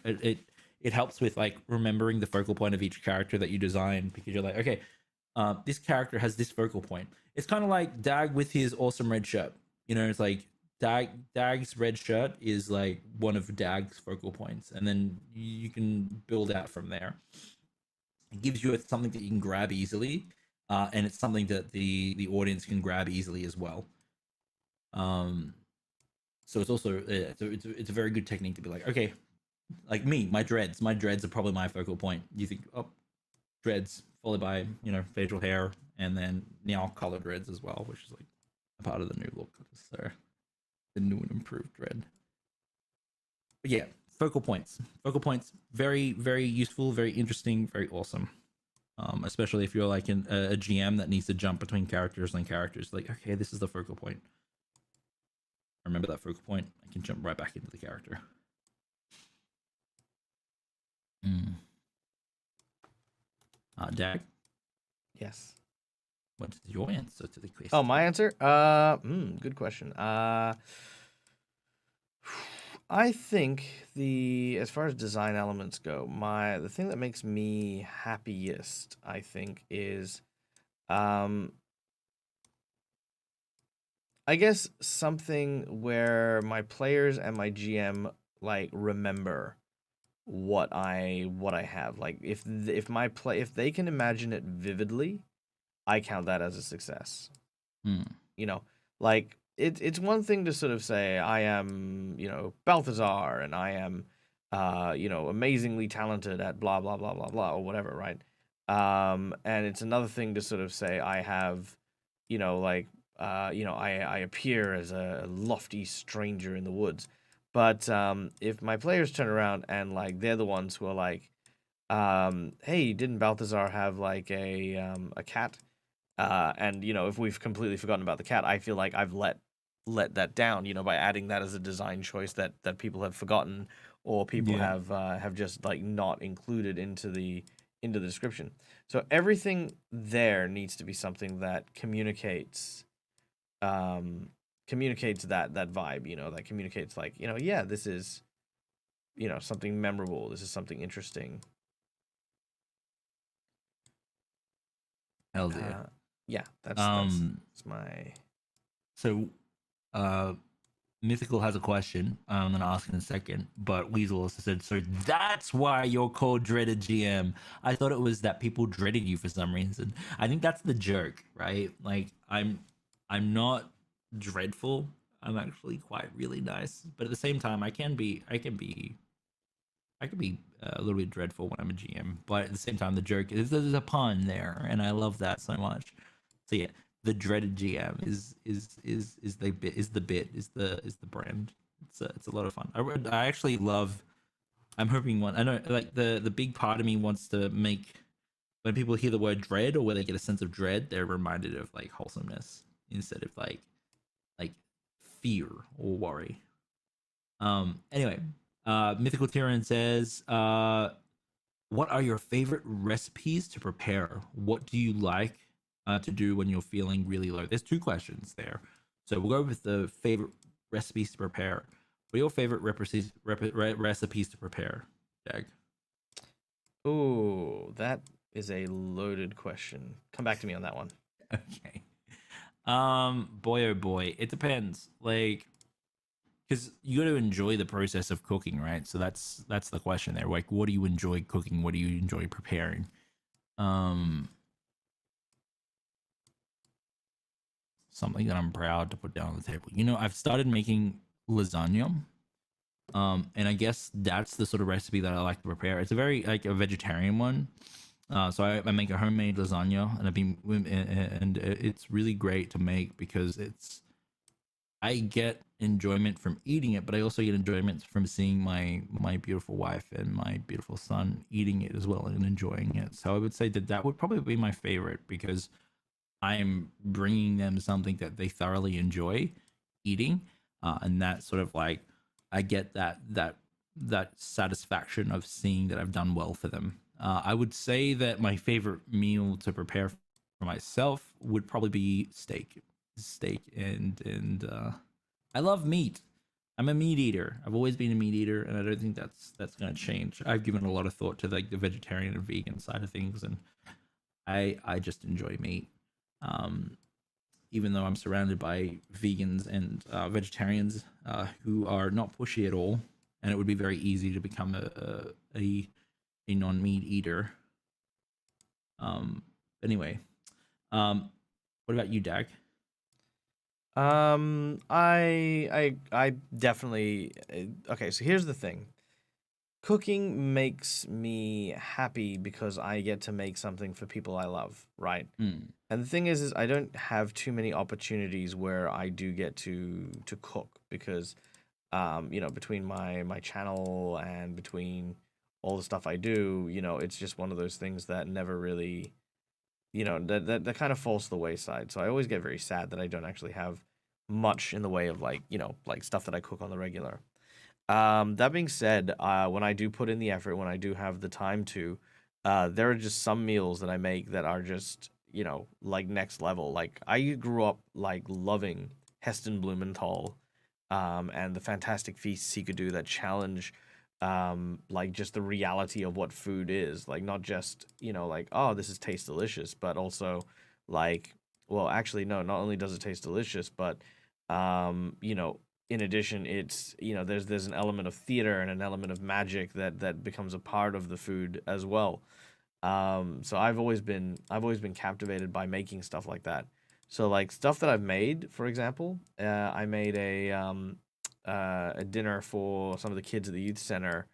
After our session where we played throughout the day, I then went out and I made a bunch of lamb shanks. But then after I made the lamb shanks, what I did was I made a pearlescent powdered gold gravy and then poured it over the lamb shanks. So in the quest for the adventure, they were fighting golden lambs. And then what I'd done is I'd brought in like this full spread of like magic mushrooms, which are basically deviled eggs with sun-dried tomatoes over the top with Kewpie mayonnaise to like make it look like the top of the like a fungus mushroom. And then it was on like a bed of kale, which kind of like looked like the mossy ground. And then I made like these little potato rocks that what I did was is I had the actual potato itself and then covered it in a kind of a gray breading and then deep fried it to kind of give it that kind of crust. Um, and put that all together, and then in the center is this big shank of freaking golden meat, which we were in the story at the exact point that they were having the golden shanks prepared, and the kids lost their minds. They loved it. It was absolutely amazing, and that's what I that's what I love. Like the as far as recipes go, it's about, any recipe where I can take what's there and I can turn it into something like magic without necessarily changing the recipe, but changing like the presentation and stuff like that. That for me is the my favorite comfort recipes. Hells yeah, that's epic. And it was really funny too because I was actually talking to Quincy about we were talking to Quincy about like when we go to Gen Con and when we're all there and together and stuff. And we actually got into a little kind of like back and forth about like, oh yeah, well I'm gonna cook for everyone. And we're like, no, well I'm gonna cook for everyone. It just it was really cute. And very funny. Amazing. I love it. The other question following that one was, what do you do? What do you like to do when you're feeling really low? Play D&D. Yeah. Not gonna lie. I really enjoy playing D&D. It does help me out. I mean, I'm not gonna. It's not a secret for those of you who have followed me on social media. I've been pretty low this last week due to events of family natures. And I think what's important to remember is taking the time to celebrate the things that are excellent, celebrate the things that are worth remembering, and making sure that you're picking yourself up, because ultimately, whether like I know there are some religious people in chat now. I wanna start by saying I'm myself am not a religious person, but there was always something that stuck with me that I because we used to get a whole bunch of like Jehovah's Witnesses come to our house when I lived in my previous location, and I used to enjoy talking theology with them. And I don't know how they felt about it, but because it's like a freaking 32-degree day, and then they're coming in, and then this guy starts talking theology. But one of the things I said to them is like because they came up to my door and they were like, do you ever wonder why God lets bad things happen? And I went, no. And they're like, you mean you never wonder why God lets bad things happen? Because that's like one of the most asked questions we have. And I'm like, well, first of all, I don't think God's responsible for bad things happening. I think bad things happening is just a part of nature. I think that, God himself gives us the tools that we need to manage whatever happens. And it's about discovering what that is, whether, it's through guidance, whether it's through friends or family or whatever. That's what brings us through troubling times. So for me, it's like, to go back to the question of like, how do you pull yourself out? It's like, it's there. You just got to kind of find that thing that pulls you out and that kind of draws you into a better place. It takes time, it takes effort, it takes skill, but you get there. You get there eventually. That's my thought. What's your thought?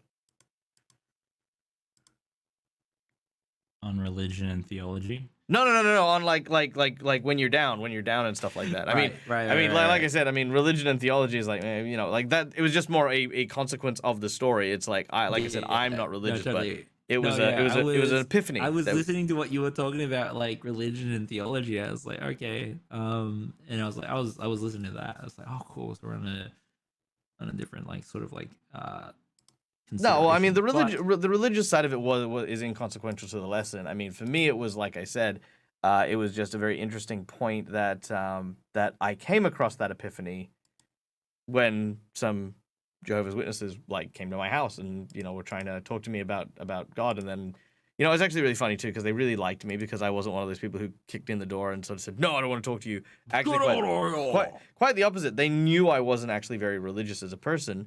But every time they came past, not only would I actually like listen to them, I'd be like, yeah, no, look, come and talk because I know that you've had a rough day.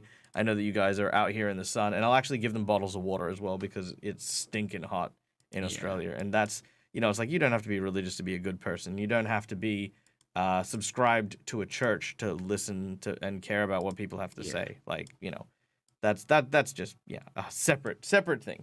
But It reminds me a little bit of Black Box. I love Black Box, where some religious folk came to the bookstore and Bernard, I think it was Bernard. Is his name Bernard? He's the main character. Yeah, it was Bernard. Yeah, Bernard. Just like, yes, come in, tell me everything, and they were just surprised that they were treated like humans instead of like having the door closed on them. It was a funny. Go check out Black Books and also IT Crowd. They're very funny comedies. And I totally recommend them. Anyway, that's not the question. That was a tangent. What's my favorite thing to do when I'm feeling really low? Boy, golly, wowie, that is a question. It depends on like what I'm going through and why I'm really low.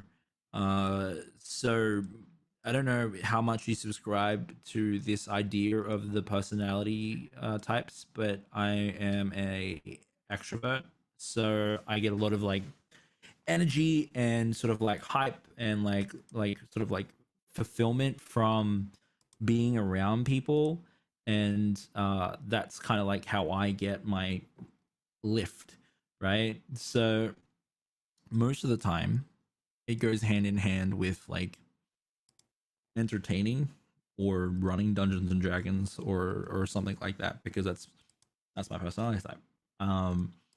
It helps me focus on other people rather than myself, and that's kind of like where I'm at. If I need alone time, generally it'll be a video game or it'll be a novel or something with a story, a good story will generally pick me up out of the dumps. But yeah, people, being around people. Whether You know what we that's call like you know what we call those? what's Call that? them social vampires. Social vampires. I'm not a vampire. I try to Alright. give back what I get. Oh yeah, no, Um, absolutely. It's more it's more like you have to go feed on some. Yeah, I get the same way. I love like nothing brings me out of a low place than like good people, like hanging out Yeah, with, exactly. with good friends and stuff like that. And like look Yeah. at me and Dred, we're like really good friends. We love Yeah. hanging out and doing stuff and having fun. 100%. All right. I like to amp. So I'm very much like, I've always described myself as an amp. So like I very much like to be a part of a situation where I can like amplify people and like, make them feel like awesome, or sort of build off what they're saying or what they're putting out and whatnot. So I'll turn it up to 11. So let's go. Wow. All right. I think for the most part I've built a freaking table. Yeah, so Sparrow was saying that that's flipping super clever. You should be super proud of yourself. I didn't see thank you. him with a monocle. You definitely see him with As one. awesome as I think that's like next level monocle. I think monocle would be like monocle or like facial glasses or whatnot would be like next level. And like, here's the thing: they wouldn't even help with his vision. They would very much just be there. Like, there'd be a costume jewelry just to make him look like. Well, do you think want a they're monocle cool. or? I would say no monocle for now. I think that's like level 20. Bobbin has a monocle, has some sort of like facial thing. Very well. All right. He Okay. loses an eye. All right. So I guess the next question, despite me having spent quite a long time on this one, That's amazing. Bobbin, would you want him Bobbin, in the kettle sitting whistle. position, or would you want him in the posing standing position? I think the sitting is amazing. I think the sitting is so good. And it gives context to the green eggs and ham. It's like he's quite literally at a restaurant. It's like, why are they doing this? What is this? No, no, no, no. So it's amazing. I love it. We cannot serve green eggs and ham. I refuse for this to be added to the menu. Nice. All right. Yeah. I'm just trying to. I mean, this is just me, and everyone knows how I get with this. I'm just trying to get the table just right, and I think that's good. They've been amazing. I kind of love that it's a shield too. It's like in a fantasy world that like food magic is so important. You would definitely have these sort of themed restaurants that would have shields, and you could even go far as to say that the shields are like once belonged to like heroes or adventurers that once used these shields for epic things, or they would make up stories about them. That Like, is yeah, true. this shield belonged to Bofar Maximilius, slayed a dragon. You actually see the scorch marks along the brunt of the shield. What do you think? One table leg or two table legs? I want to say 2. I think actually, but it hides the tail if you do 1, so maybe 1. All right. All right. Yeah, it does hide the tail. All right. Cool. I've fallen behind so far in chat. Also, hi everyone. Oh, I've been trying to keep up with it, but I'll only read the ones that like have the questions. Yep. No, that's Um, cool. yeah. So Hellhound says, when I'm feeling low, I cook. I make waffles, pancakes. I grill burgers. I make hearty breakfast, especially when I didn't sleep. Hells yeah. Mm. DM Stretch agrees with me and says Black Books is awesome. Sparrow says religion has been forced into my life for so long that I have a immediate strong aversion to it. That's why I can't consider playing a cleric as of yet, because the strict devotion to their religion that's ingrained in the class itself makes me instantly shy away from it. I spent too much of my life already pretending to be devoted follower to a religion, trying to do trying to do so again, even if a fictional game is too uncomfortable for me, too uncomfortable a thought to consider. Yeah, Hellhound says that's awful. As I'm feeling, I'd never dream of allowing people I care for feeling bad, and food brings a joy that's indescribable. So yeah, I cook when I feel incredibly low.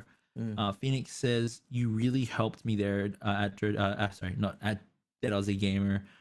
Even with a family Christmas, just isn't the same here in Japan. So hanging out with you two on Christmas Eve Oh. was wonderful. That's amazing. Oh, yeah, that was really nice, Phoenix, and yeah, Yeah, it was honestly my pleasure. It was so much fun just hells being yeah, able to, because that's the thing is like, and you know, like just to take a side tangent here, yeah, everyone knows that I'm the go-to person when it comes to like getting to know people and meeting yeah, folks like from around the internet, and I tell this to people all the time. It's like we're all capable of it.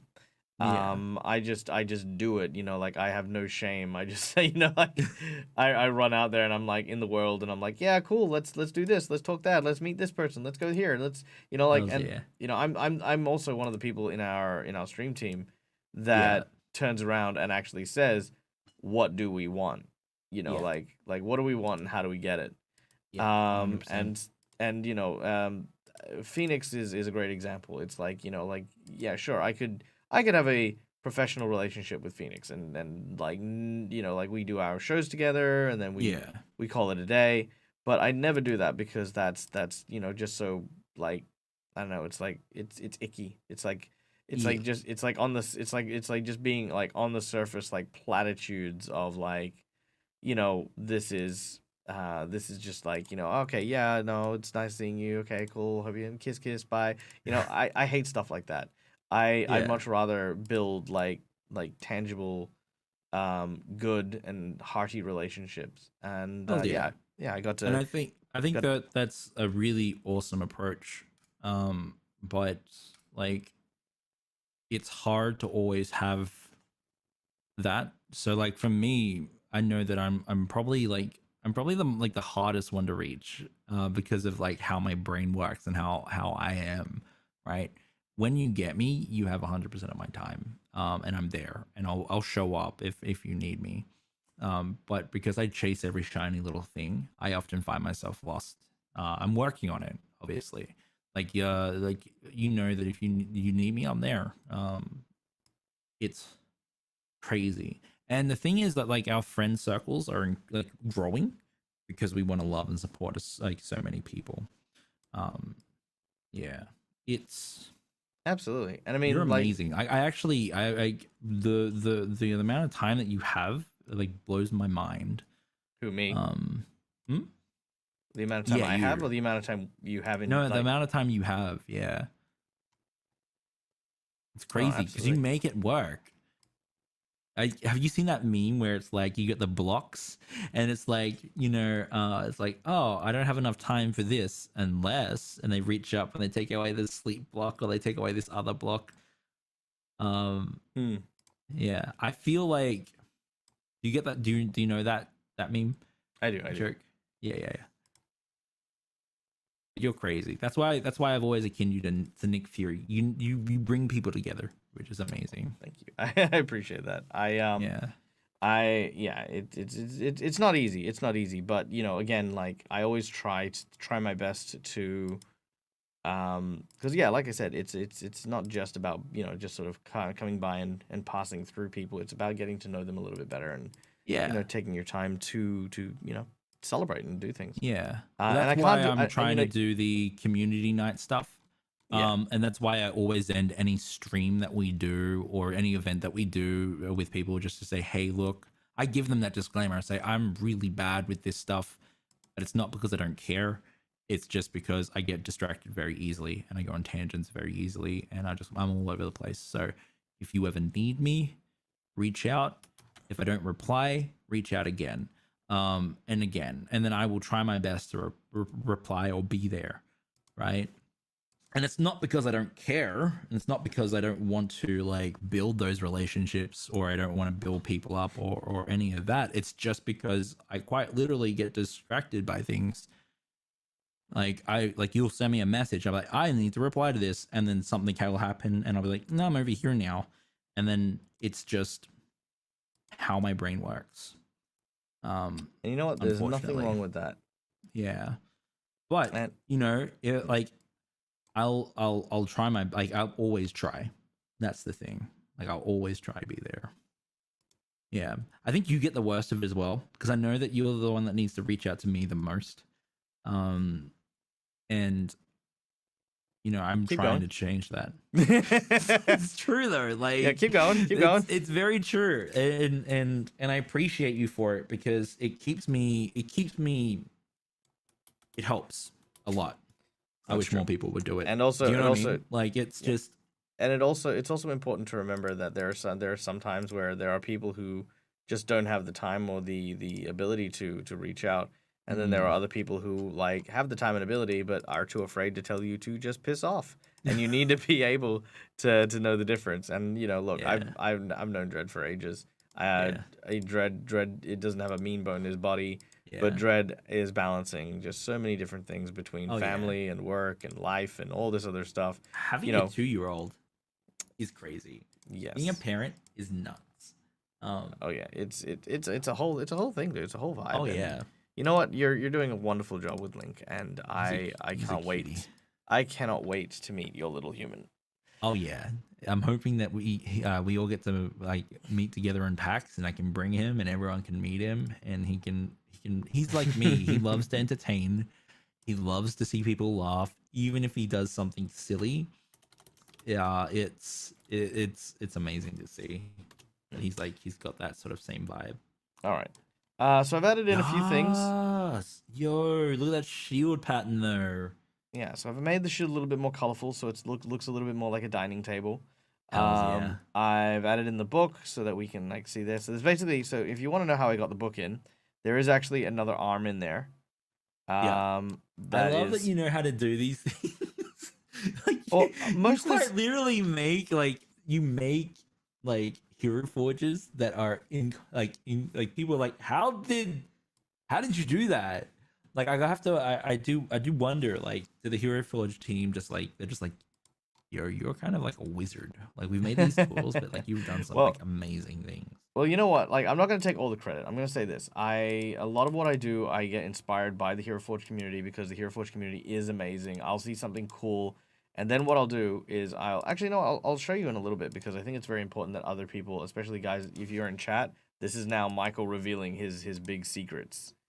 I'm going to show you how and what I do when it comes to like HeroForge minis and like how to get those things. Oh yeah, so that's what I want. I want that nice crispy brown.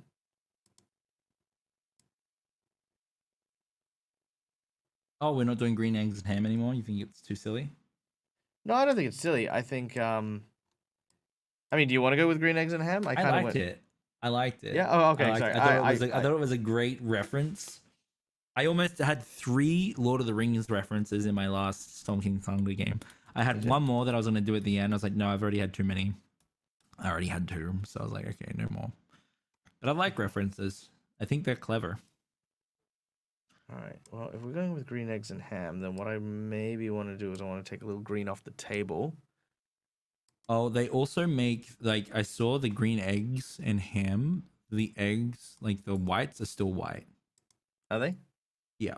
All right, I'll change them to white in just a moment. Okay, so if I don't want green there, then let's go with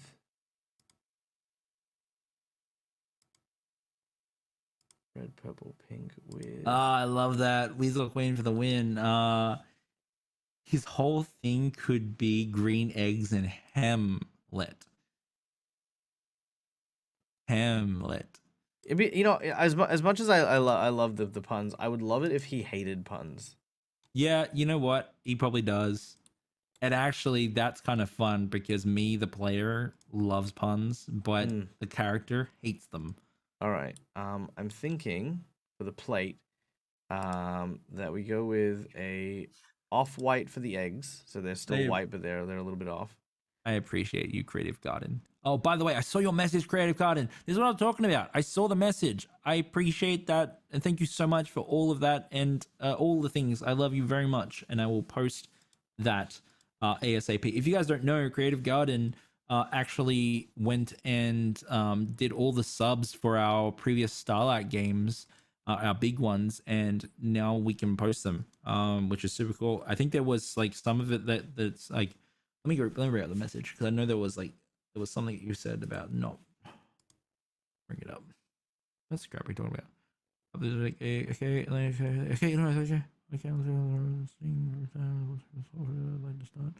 All right, cool. So Creative Gardens on the 2020 game, and they'd like to do the 2021 game as well, which is amazing.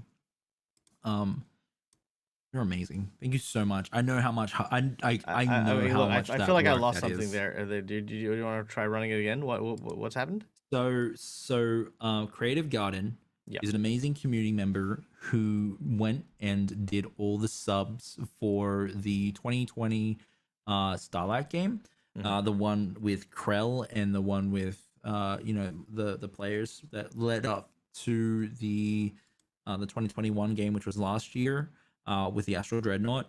It was I know how much work it is. Like, it's huge. Like, to do like a massive amount of subs like that, that's like a monumental task that was completed, and that's massive. And Creative Garden's been working with Scrappy to also just get like the right spellings on things and trying to like make sure that everything was there so people could truly like experience that game. And you're amazing. Thank you so much.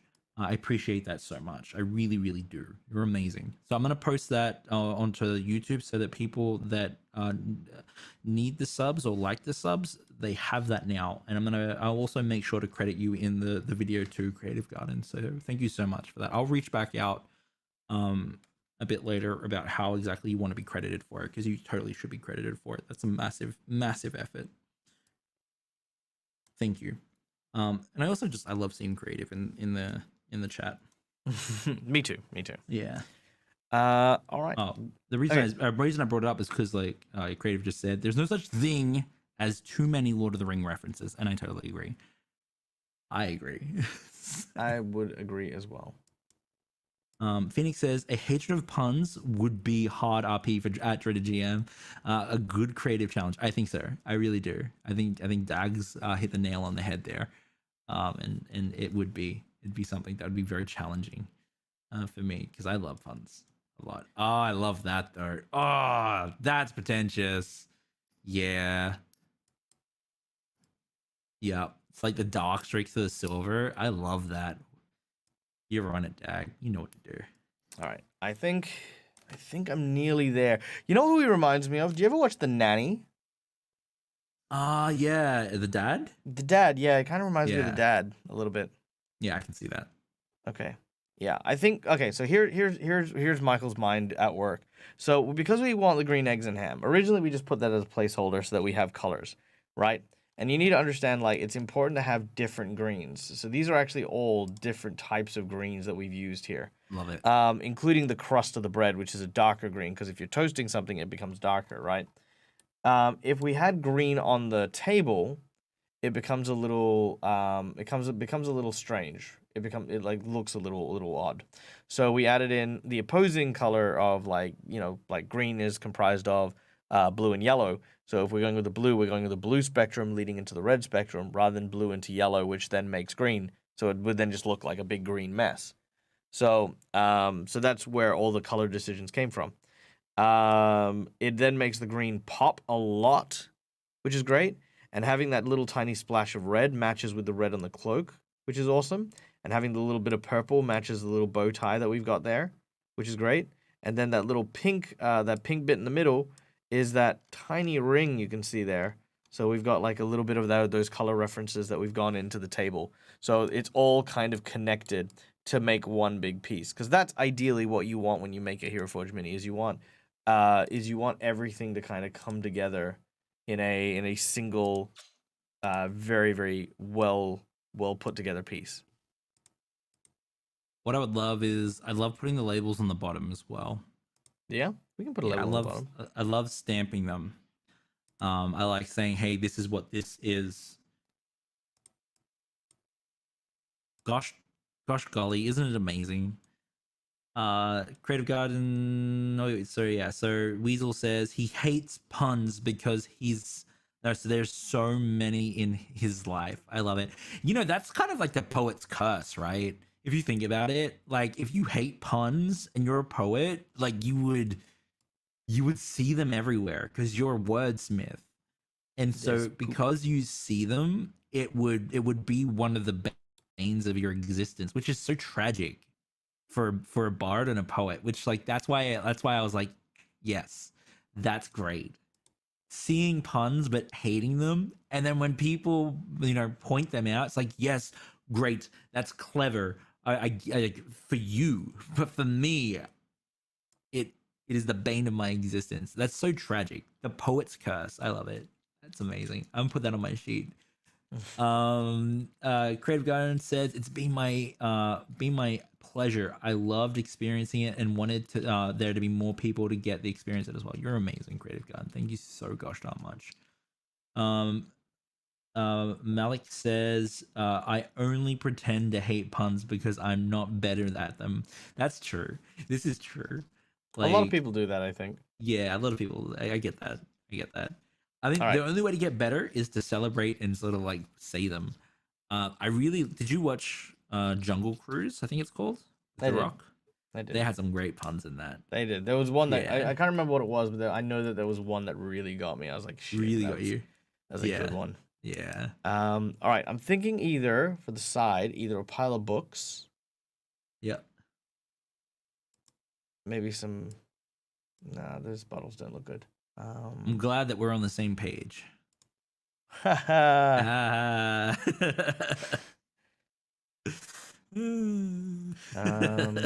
was another thing that caught my eye, but I can't remember what it was. Oh man. Yeah, maybe the dining cat or the dining fox. Dining cat. Yeah, I like the dining cat. Where's the kitty cat? I hope that you guys are enjoying this quality content. It's got a quill.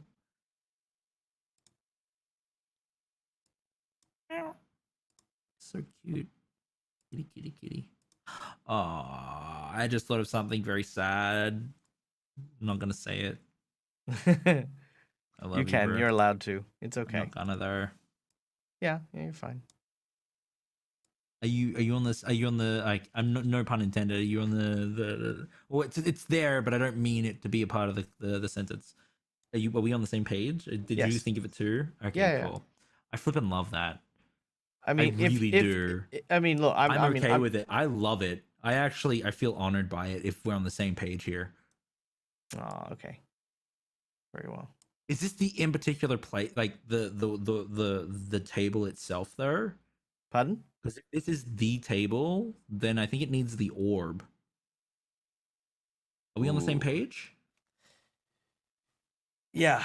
Because like the table I described as having a sort of like orb that if we can't put it on there, it's fine. We can just imagine. I can't put it. Oh no, you know what? Maybe. Give me two. Ball. All right. Well, we'll answer one last round of questions because we've come to time, but we have a little bit of hangover. Yeah. There's one option I might be able to pull out of my Yeah. backside if I work it. So Thank you so much. I'm trying not to cry right now.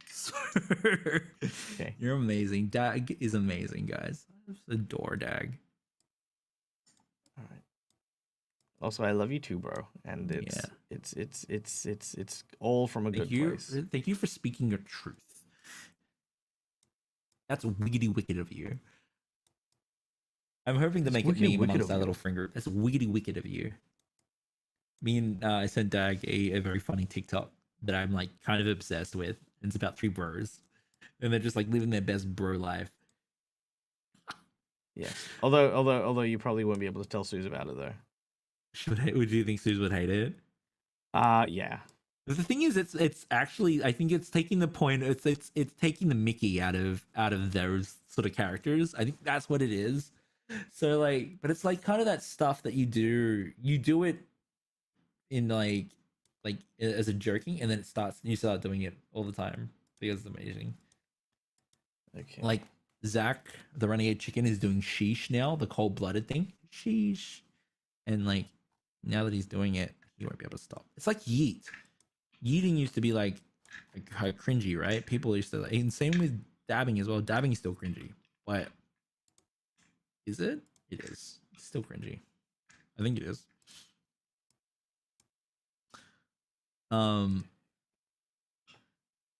So wait, is there more puns happening in chat? Okay. I'm good at essay.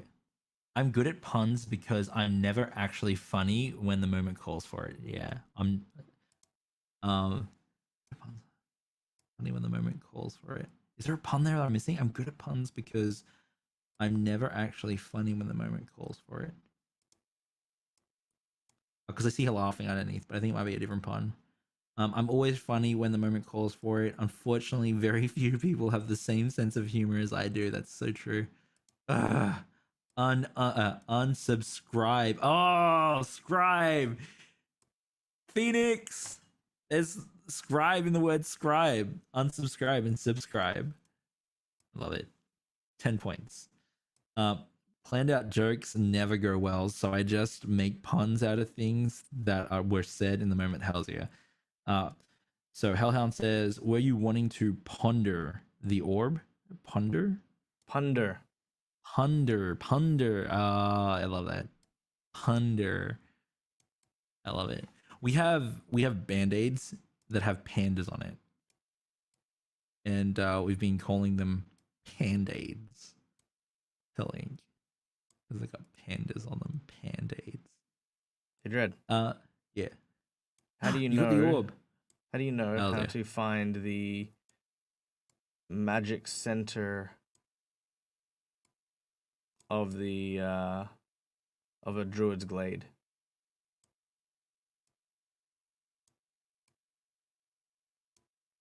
Oh, I want to get it.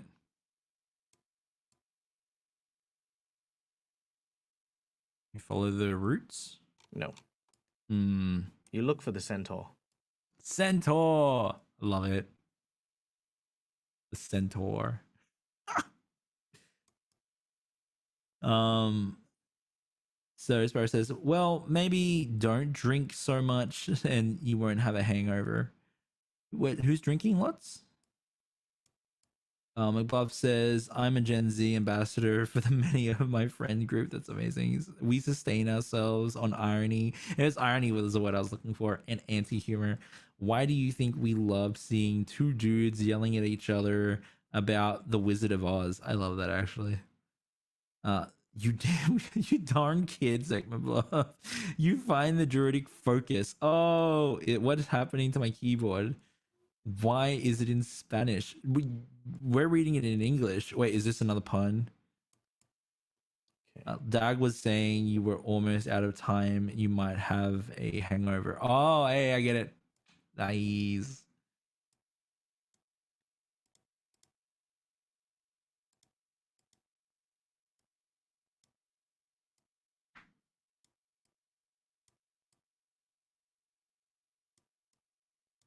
I love puns. I really do.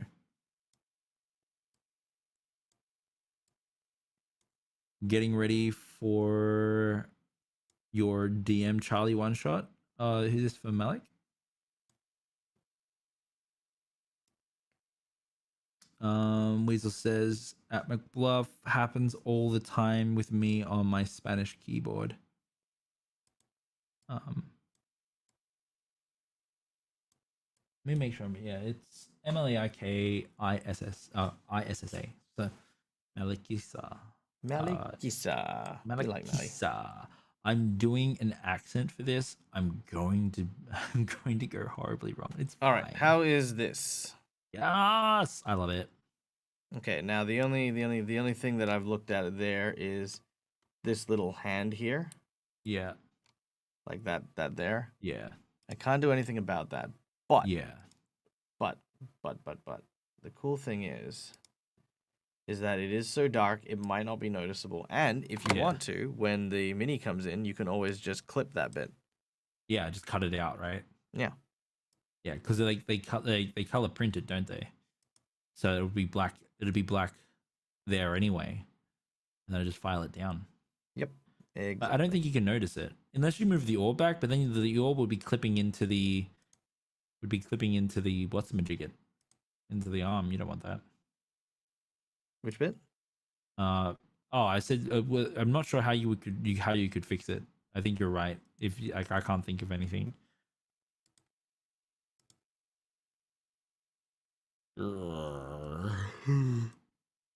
Have you seen this? There's this guy that I thought you were gonna give me has the middle honey finger. satchels, and he like eats the honey and then he drinks water and it helps him deepen his voice. Really? Yeah, I want to try it to see if it's real. But I need honey satchels. We got honey inside though. I could just pick up some honey and try and do it.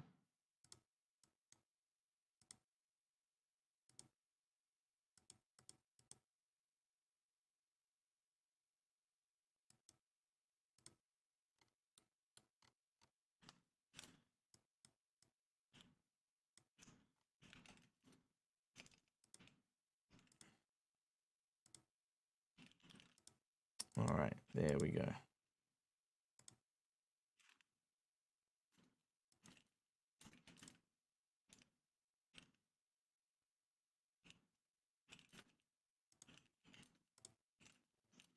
All right. Done. All right. You happy with that one? Lissimo, yes. You are the Forge Master of Heroes. The Hero Forger.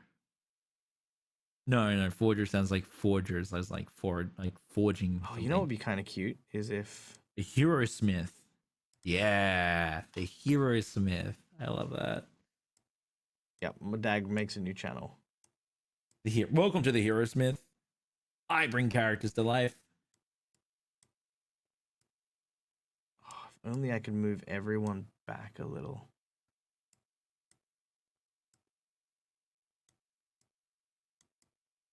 That could kind of work. Okay.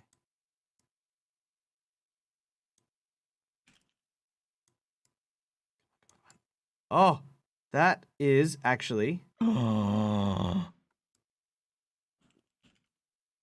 that covers up that hand too.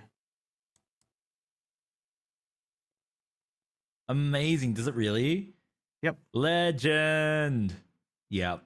This is why you guys come here to see it. Ah, that is perfect. All right. Epic.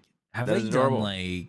like have they done mini build contests? Are you allowed to enter it, or are you not allowed to enter it? I 'cause feel you like, sponsor it? they feel like you usually, would win. well, one, they are, and by the way, there is actually currently a contest on HeroForge for for the grand prize of a 70, I think it's a $75 gift voucher, so it's a pretty Hells decent yeah. pretty decent Ooh. prize. That being said, HeroForge for the most part do send me a lot of minis, and I feel like if Yeah. I win any of their prizes, I feel like it's a Yeah. yeah. But yeah, look, and ultimately, yeah, you can do stuff, but yeah. I gotta say, like, I am obsessed with their metal minis. Oh. They're so good. and I will. I know I'm not allowed to buy all the metal minis, but I allow myself to like buy ones that have like super special characters or characters that I've like reached their full potential. So like if I ever get a character that finishes a campaign or does get to level 20, I'm going to invest in like a metal mini for it because it's just very cool to see the character bronze because they send it to you in bronze. I think it's bronze.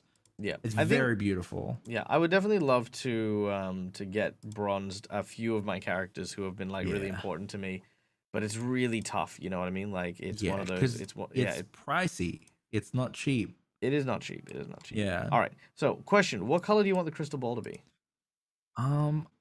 I kind of like it. Like I've I got a actually kinda frosted. I've like got a it. frosted glass that's got kind of this blue tinge to it. I kind of love that, right? It's either that or we go for the seer stone from Lord of the Rings. If you can make that, but I don't know if you can. Oh, there it is there. I mean, they have like orange swirls in theirs, but but I don't know if you can. I guess you do patterns. Yeah, see, that's cool. That's cool too. Who are you talking Let's have a look. to? Do you have a favorite fantasy series, like story or Marvel. I mean, that's fair. Huh? What about fantasy though, like Lord of the Rings or The Wheel You of mean Time? you mean something that has like Thor in it, or like the Black Knight, or like the Yes, you're very you are on point. You win. Fair enough. I'm not gonna argue the point. Phoenix, I think you're leaving now, but I love you. Please do all the awesome things, John, and keep no. being I think awesome. okay. Yeah. If To, you to, need to anything, answer your reach out, que- my dear to, friend. yeah to answer your question slightly more properly. Okay, so that'll be actually transparent, that orb. Mm. Or we can make it not transparent. Oh, actually, that's kind of I'm kind of digging that. I don't think it'll look good though. That won't look good in real play. Yeah, like Ooh, here's see, I the like- thing. Transparent like is that awesome. better. Transparent is awesome, but, and I say this with a huge but, it's always important to remember. That it's not gonna come transparent. Well, no, it is going to become transparent. It's going to be slightly cloudy, and yeah, it's not like while the details are going to be as close to, it won't necessarily be identical to, if that makes sense. Yeah. So it's very important to set your expectations where they need to. Like this Yeah. is very vibrant, and it will look amazing, but it won't be exactly what you see here on the 3D render. Yeah. All right. So do you like that, or is there am I love like a it. little off on the colors? No, I love it. The only thing I wasn't sure about was the shoes because I know they're two-tone shoes. So, but you've got it as silver, right, or white, which is very much in theme. So I like it a lot. Okay. Yeah. Well, I mean, we can change them a little bit if you want. Like, I got no No, problem with I that. think you're.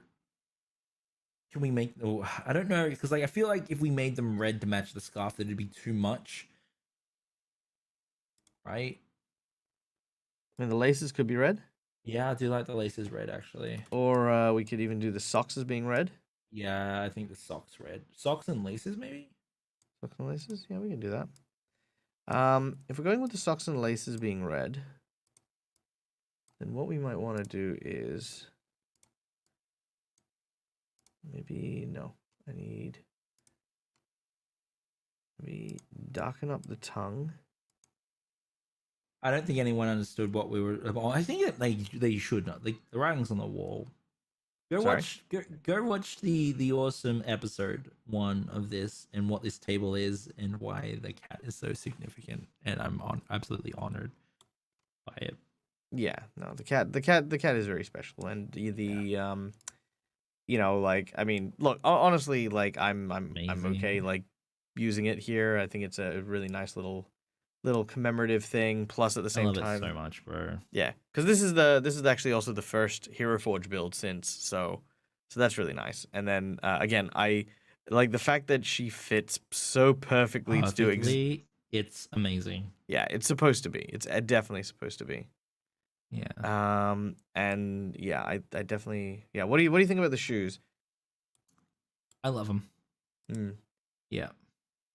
Oh, what do you I think do about the, like all black though. what do you think about the blue? Like I like the blue. I like the blue.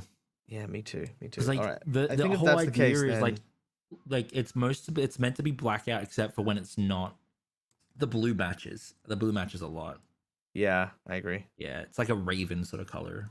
Mm-mm. So if I'm going with that, then I'm gonna what say that Barbin's like fast becoming like both. Actually, I got multiple characters that are like fast becoming like my favorite characters. Like Barbin and like Azales, I freaking love them so much.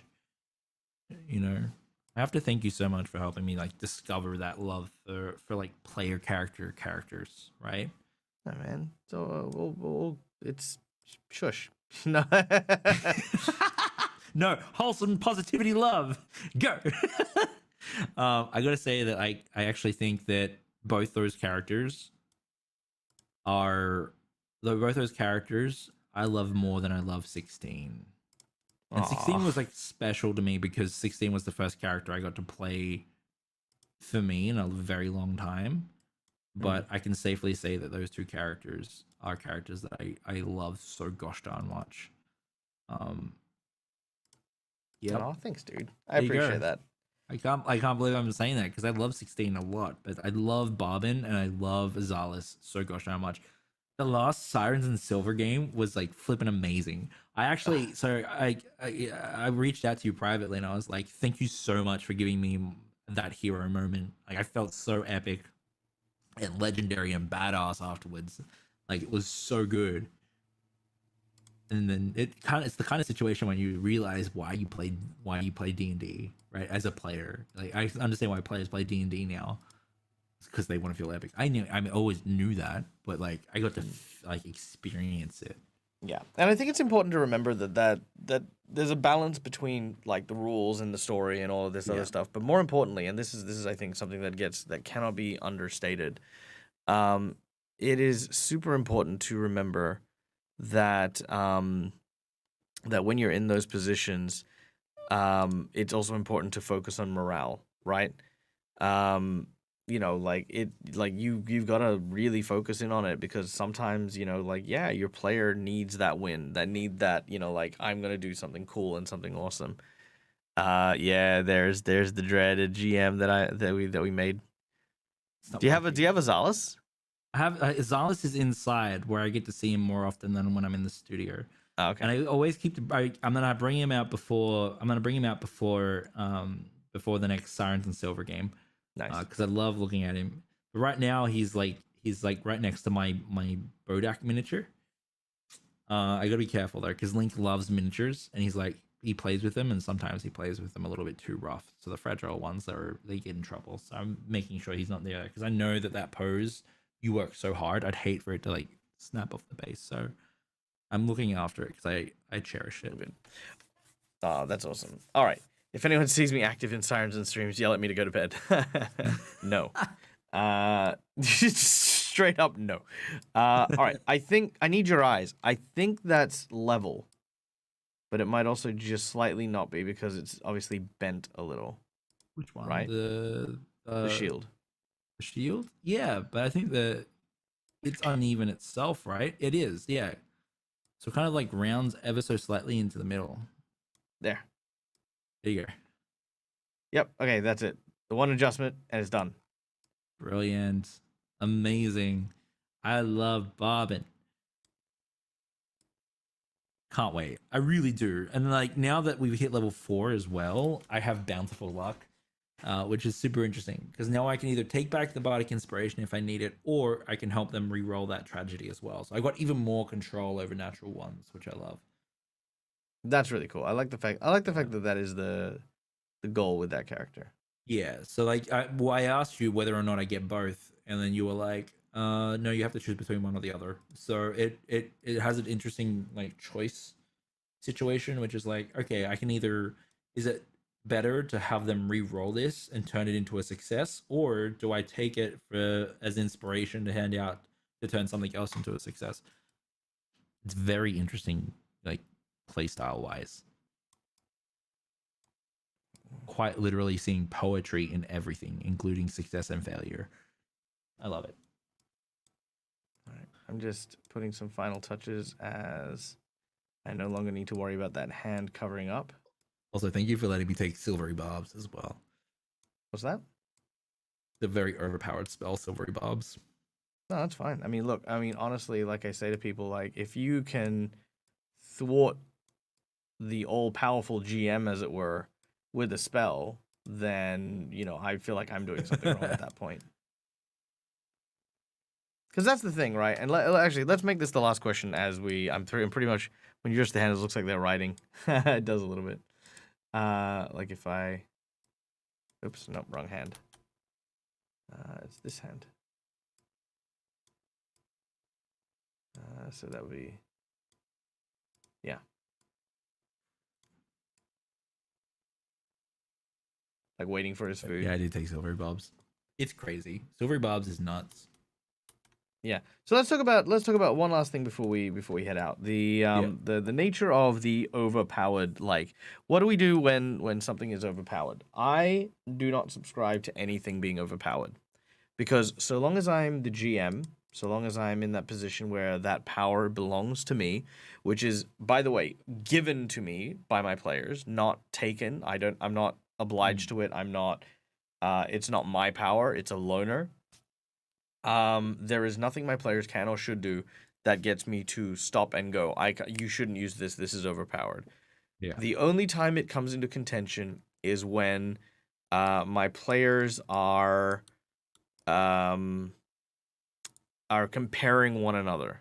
Like, nothing sucks more than being an archer and doing 1d8 points of damage around while the guy next to you has used like a barbarian with a, you know, special magic cleaver that does 4d6 damage around, and they're just like doing 20-30 damage and you're like barely breaking into the teens. That sucks. And if that's the case, don't nerf one side or tell the other side, no, you can't. Lift the other person up. Yep. It's like, yeah, cool. Yeah, your bow and arrow is now an enchanted bow. And instead of just doing 1d8 points of damage, every time you shoot an arrow, you have a choice of actually having a series of berries grow from the actual end of the thing, because you've used a special wood for the arrows that you're using. And you can either create a pepper bomb, you can create an tanglefoot bag, you can create like an actual growth. So if you shoot it against the wall, you can actually create a lattice that you can climb. You know, like Usopp from One Piece, right? I love Usopp, man. Right, yeah. You can. I'm on the Alabasta like arc now. I think you know that I'm doing a rewatch, and it's really great. It's just so good. Honestly, my favorite arc for Usopp was the one on Ennis Lobby, the one where they met Frankie. I think that is that after. Much after. That's much later. Yeah, that's much okay, later. cool. But I know that Frankie's the shipwright, and I know that he has the ability to like. He has a fridge in his chest. I know that. Oh, you're not up to date. No, I'm not up to date. I'm trying to catch up. You're in for a whole thing. Usopp very quickly became a lot of people's favorites after that arc. Oh, hell's yeah. I won't tell you what happened. No one tell him what happens, because it's still hard. It's still hard. Okay. Anyway, I digress. All right, let's do a last minute review, because this brings us to the end. So, and whenever we finish a HeroForge build, it's always important to go top to bottom and make sure we're happy with everything before we order it. So, top to bottom, is there anything wrong with our main character, Bobbin? From top to bottom, like from the hair, or which is like a bobbin? Yeah, from top to bottom. Bobbin. Yep, top to bottom. How do we feel about the hair? Love it. Earrings? Ears? Has no earrings. Okay. Face? Love it. Like the nose, I saw as bulbous, but it's not too bulbous, which is what I like. And the sharp features are there. Yeah, because keeping in mind, we could always give him a strong jawline, but, you know, like... Again, I think the sharp features kind of work. Yeah. We could also look at different facial structures. So there's the chubbier ones, but getting the bulbous nose was tricky. Yeah, I liked what you had before. Yeah. I think the other one that had the bulbous nose was like... Yeah, like these ones are the ones with the... No. No. Go back. No, what are you doing? Oh, my beautiful Bobbin. No. No! Oh my gosh, no! What are you doing? No! Leave him alone! Leave him alone! All right, there you go. All right, outfit, jacket, shirt, etc. Perfect. It was leather, but I think that it can still be seen as leather. Yeah, absolutely, absolutely. Yeah. I think it also kind of works better as a tuxedo, just because like, it's like you're not an adventurer, Mm. and that kind of gives it that vibe of no, I'm not an adventurer. Yeah. Yeah. What about the plate? Love it. I don't now. This is a good question. Should he be looking at the plate? I think his eye line should be looking at. Whoever brought him the plate, Yeah, right? yeah, Yeah. exactly. That's what I'm thinking. So I'm imagining this Yeah. person to be He's like, what have you brought me? What is this? there. Yeah, there we right go. there. Yeah, Yep. yeah. I think that's it. Now I'm wondering, would we have had like black plates or silver plates at the fairy fire? This is something that we haven't designed. Is this at the fair? It is at the fairy fire because we got the orb. And I added the little flame thing here for Yeah. the So fire. I think yeah. the plate. I think the plate's fine, but I'm wondering if we like because we don't want too much black, right? Like, Not for that's- this I- model. I mean, Yeah, look, not the for the this only model. thing, yeah, we definitely can't do the black down the bottom. With the fairy fire, we could do because fairy fire is green. So what we can do is we can do a dark green, and maybe that's Yeah. why. Maybe that's his issue. Like this is Oh, yeah. this is a plate of green. There's so much green here. What are we really trying to do here? Why would you make the green eggs? Why would you make green eggs and a ham if we have green plates? And also, it's just on the plate, which he would find offensive. Yeah, Like, it's not. Yeah, You know what I yeah. mean? It's like when we played, like his approach to the food was very much telling a tale. I love that scene, by the way. That was such a great encounter at the end. Which one?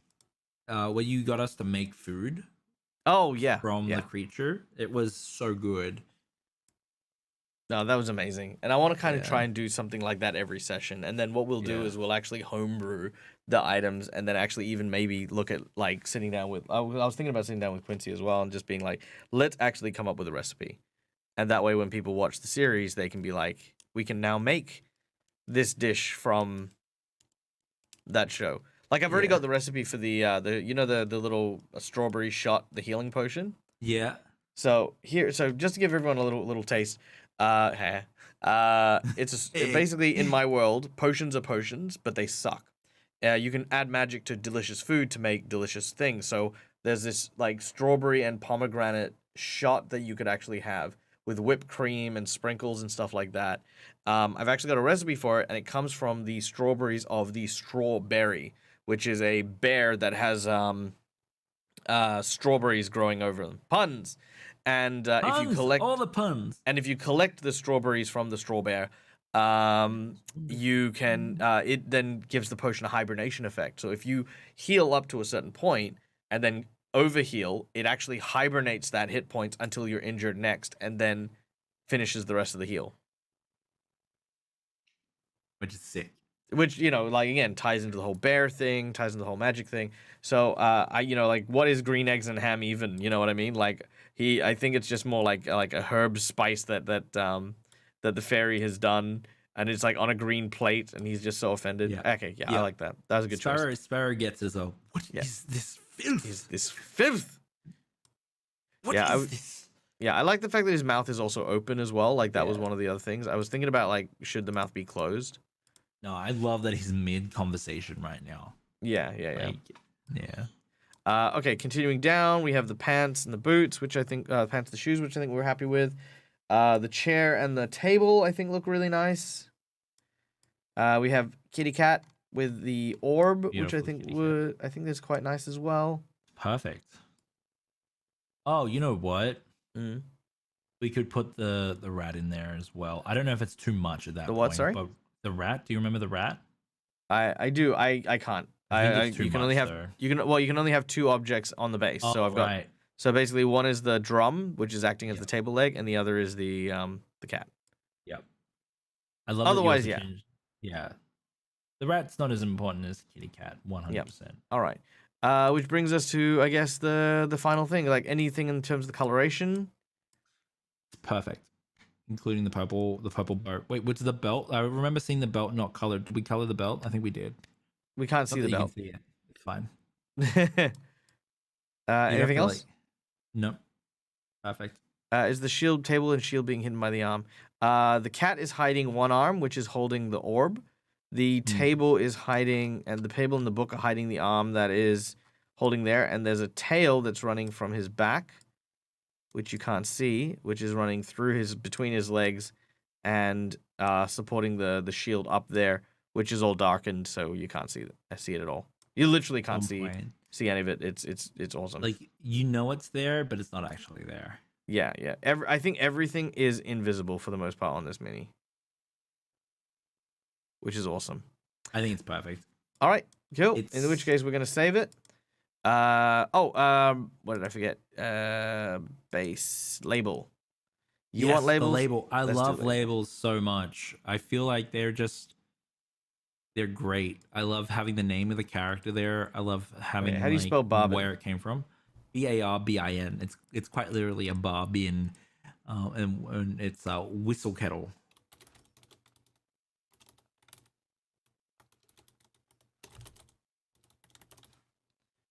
Let's see if it'll fit. Oh, so like it's just it's a lowercase b. So whistle kettle's not worth fitting. So Barbin's fine. Maybe put something awesome there. Like what game it is. Food fight. There it is. Put it in quotations.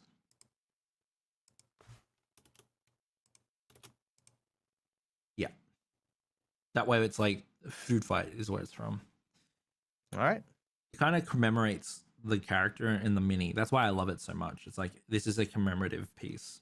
I'm very sentimental about things. I'm a sentimental person. All right, well there you go. That is everything. That's Barbin from Food Fight. All right, cool. Well, that brings us to the end of today's session, and of course, the end of our chat with the one and only Dreaded GM. Now we have lots and stuff planned, so do stay tuned for that. I know that we intend to play Pokemon Sword once you're done with. We need to make it happen, and it's sort of probably going to happen on Tuesday night unless we're doing it in private. And we can just book it in, and then we record it for Patreon. Yeah, man. Or yeah, we'll stream. Look, we'll tell you what. We'll have a chat tomorrow about it. Yeah. Sick. Okay, we'll chat tomorrow about it. But yes, we'll lock that in. We also have GaryCon coming up at the end of the end of the month, so stay tuned for that. Lots of really cool events happening there. And then over the next few months, we're going to be doing a whole bunch of really cool shows. Anything else? For the stream team stuff? No, just you, man. Just me in general? Yeah, you're the celebrity here. Yeah, okay, so I'll say that. Okay, so things that are happening currently. Right now we have Mondays is Module Monday. You can join us there as we play through Storm King's Thunder. We are going to be doing that in perpetuity. We're going to be running a module every Monday, and we're always going to have like at least one guest star. Our current guest star is Thomas from One for All, and we're still on chapter 1, so you still have time to jump in and be a part of that story, which is really cool. We're doing in seasons. Big announcement for us: we finally got sponsored, which is super cool for me. It's something that I've wanted to happen for a long time, and it's happened organically in the best way, and it's great. We're sponsored by HeroForge, which is awesome, and they've backed up several projects that you'll be seeing coming as well. Our big our games, if you were a part of like our journey from 2020 2021, those players that are in Module Mondays are still a part of the roster and still a part of projects. You'll be able to catch them on YouTube exclusive games that'll be will be coming out soon. So we're setting up the studio so we can record and push them out as soon as possible. Mono a Module is a passion project of mine I'm very excited about, which is where I will GM myself through all the modules and then cut it together to be a storytelling piece, so you can listen to each of the stories from the modules, so you can listen to it instead of so as a story rather than as a people playing D&D, and I think that's going to be very cool because there's a lot of stories that they've released that we don't know about fully because you have to listen to like hours of content instead of just a storytelling piece. So I'm very excited about that. It's a passion project. It's going to help me with my voice acting. It's going to help me with my self GMing and descriptions. It's just going to be great. We've finally finished the 4 characters there that are the first party. They're going to be running through Lost Mines of Fendover, and I love that I said they are going to run through because I'm also jamming myself. What else? We have charity stuff coming up this month. We want to do a charity drive every quarter because it's very much a part of our DNA. So you'll see something coming out soon. Actually, me and Dag were talking about it because Dag and Rob are huge supporters of those things, and I appreciate them so gosh darn much for that. I love our stream team so very much. What else? Am I missing anything else? Okay. Tuesday's a variety night. We can do whatever we want on that night, including soul linking with Dag on Pokemon, or we can play video games. It's just anything that strikes my fancy. And right now, I'm very focused on Mono Module. That's why we've been making characters on those nights. And on Thursdays, we have a community night finally back. We do a just chatting with people from all across the industry. We grab whoever we can. We just had AJ Winters of Winter's Tales on our channel. And now next week we'll be inviting HeroForge on. You no doubt we'll see Dag on and Rob on and whoever else we can grab on that. And at the end of the month, we do a monthly wrap up where we showcase the community's creativity, much like we used to do with the weekly wrap up. We do that stuff, and we also look at what we've done for the month and where we're heading and stuff like that. So yes. Oh, and one last thing is that finally catching up on our Patreon stuff. So Em and I were smashed. We were absolutely smashed at the end of last year, and that's when Patreon started, just before we got smashed. And when I say we got smashed, I mean we were essentially without a house for a long time. So we finally got a place in January. We've been slowly rebuilding, and I am very excited to get back onto the Patreon stuff. So you'll be getting all those Patreon rewards very soon. So thank you so much for everyone's patience with that, because I appreciate you all so much. That support has helped us get through some very dark times, including the amazing level up fundraiser that Dag orchestrated, which was, if you don't know the story, you'll hear it. Dag is flipping amazing. He got me to like appear on my own like positive like reinforcement video. You are amazing, bro. So amazing. Oh yeah, no, look, as far as it goes, right, you and Rob are now 0 for 2, like just saying, like I did the level up thing for you, and then I got the $5,000 for the mural for Viva, you know, like just saying. Yeah, we're gonna get you, bro. Don't you? Nah, you'll never get me. You'll never. It'll never happen. Right. You guys, first of all, you guys need to figure out how to call one another. That'll never happen. Yeah, we're when it comes to that sort of stuff, we're knuckleheads. So, quite literally. Yeah, it's literally it. You guys couldn't organize your way out of a bag. But you know, no, that's a joke. Amazing. You know, you guys, so good. Yeah. I welcome any challenges, and I definitely take as well as I give. As far as me, guys, I'm here. I'm doing stuff. You know, you're here on the channel. Lots of cool stuff coming up. Again, like I said, GaryCon on the horizon. My favorite moment from today was Dread not getting a favorite moment and me having to raid someone while at the same time enjoying him suffering. No, you're not allowed. No, I love favorite moments. That's not fair. I love favorite moments. My favorite moment is the absolute honor of having can I say the name? Yeah, go on. Yeah, having Mia there is amazing. Yeah. No, that for me is very special. I mean, like I said, like for those of you who didn't know, last week one of my my beloved pets passed away. It was very sad, and you know, it was very nice to be able to honor her here in a very small way.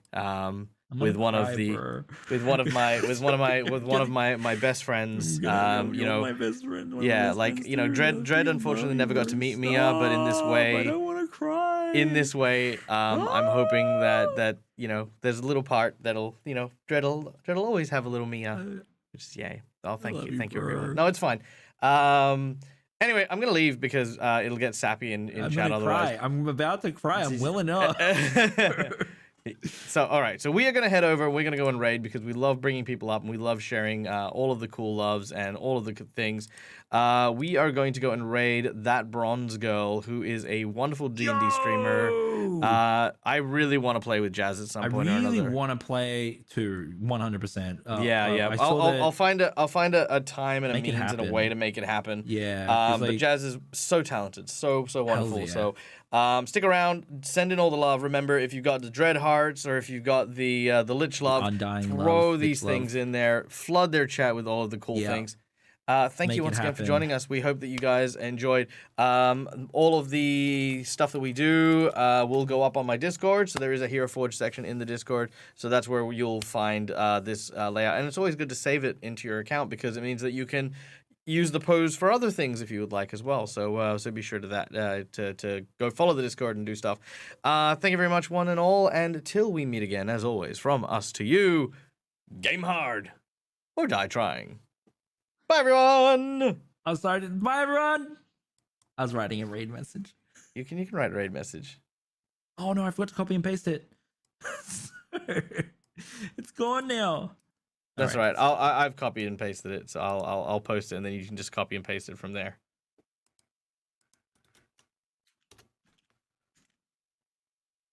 Let's see if they say anything. Take him under our wing and show him the ways of, washing himself and his clothes and his pots and pans and all matters of stink that were in his treehouse little apartment. In the vain hope that either he will grow up to be an upstanding citizen or at least get laid in the near future. And we left Scorpio behind. Amazing stream, bro. I had so much gosh darn fun. Me too, man. Love Gotta it, go get my man. booster.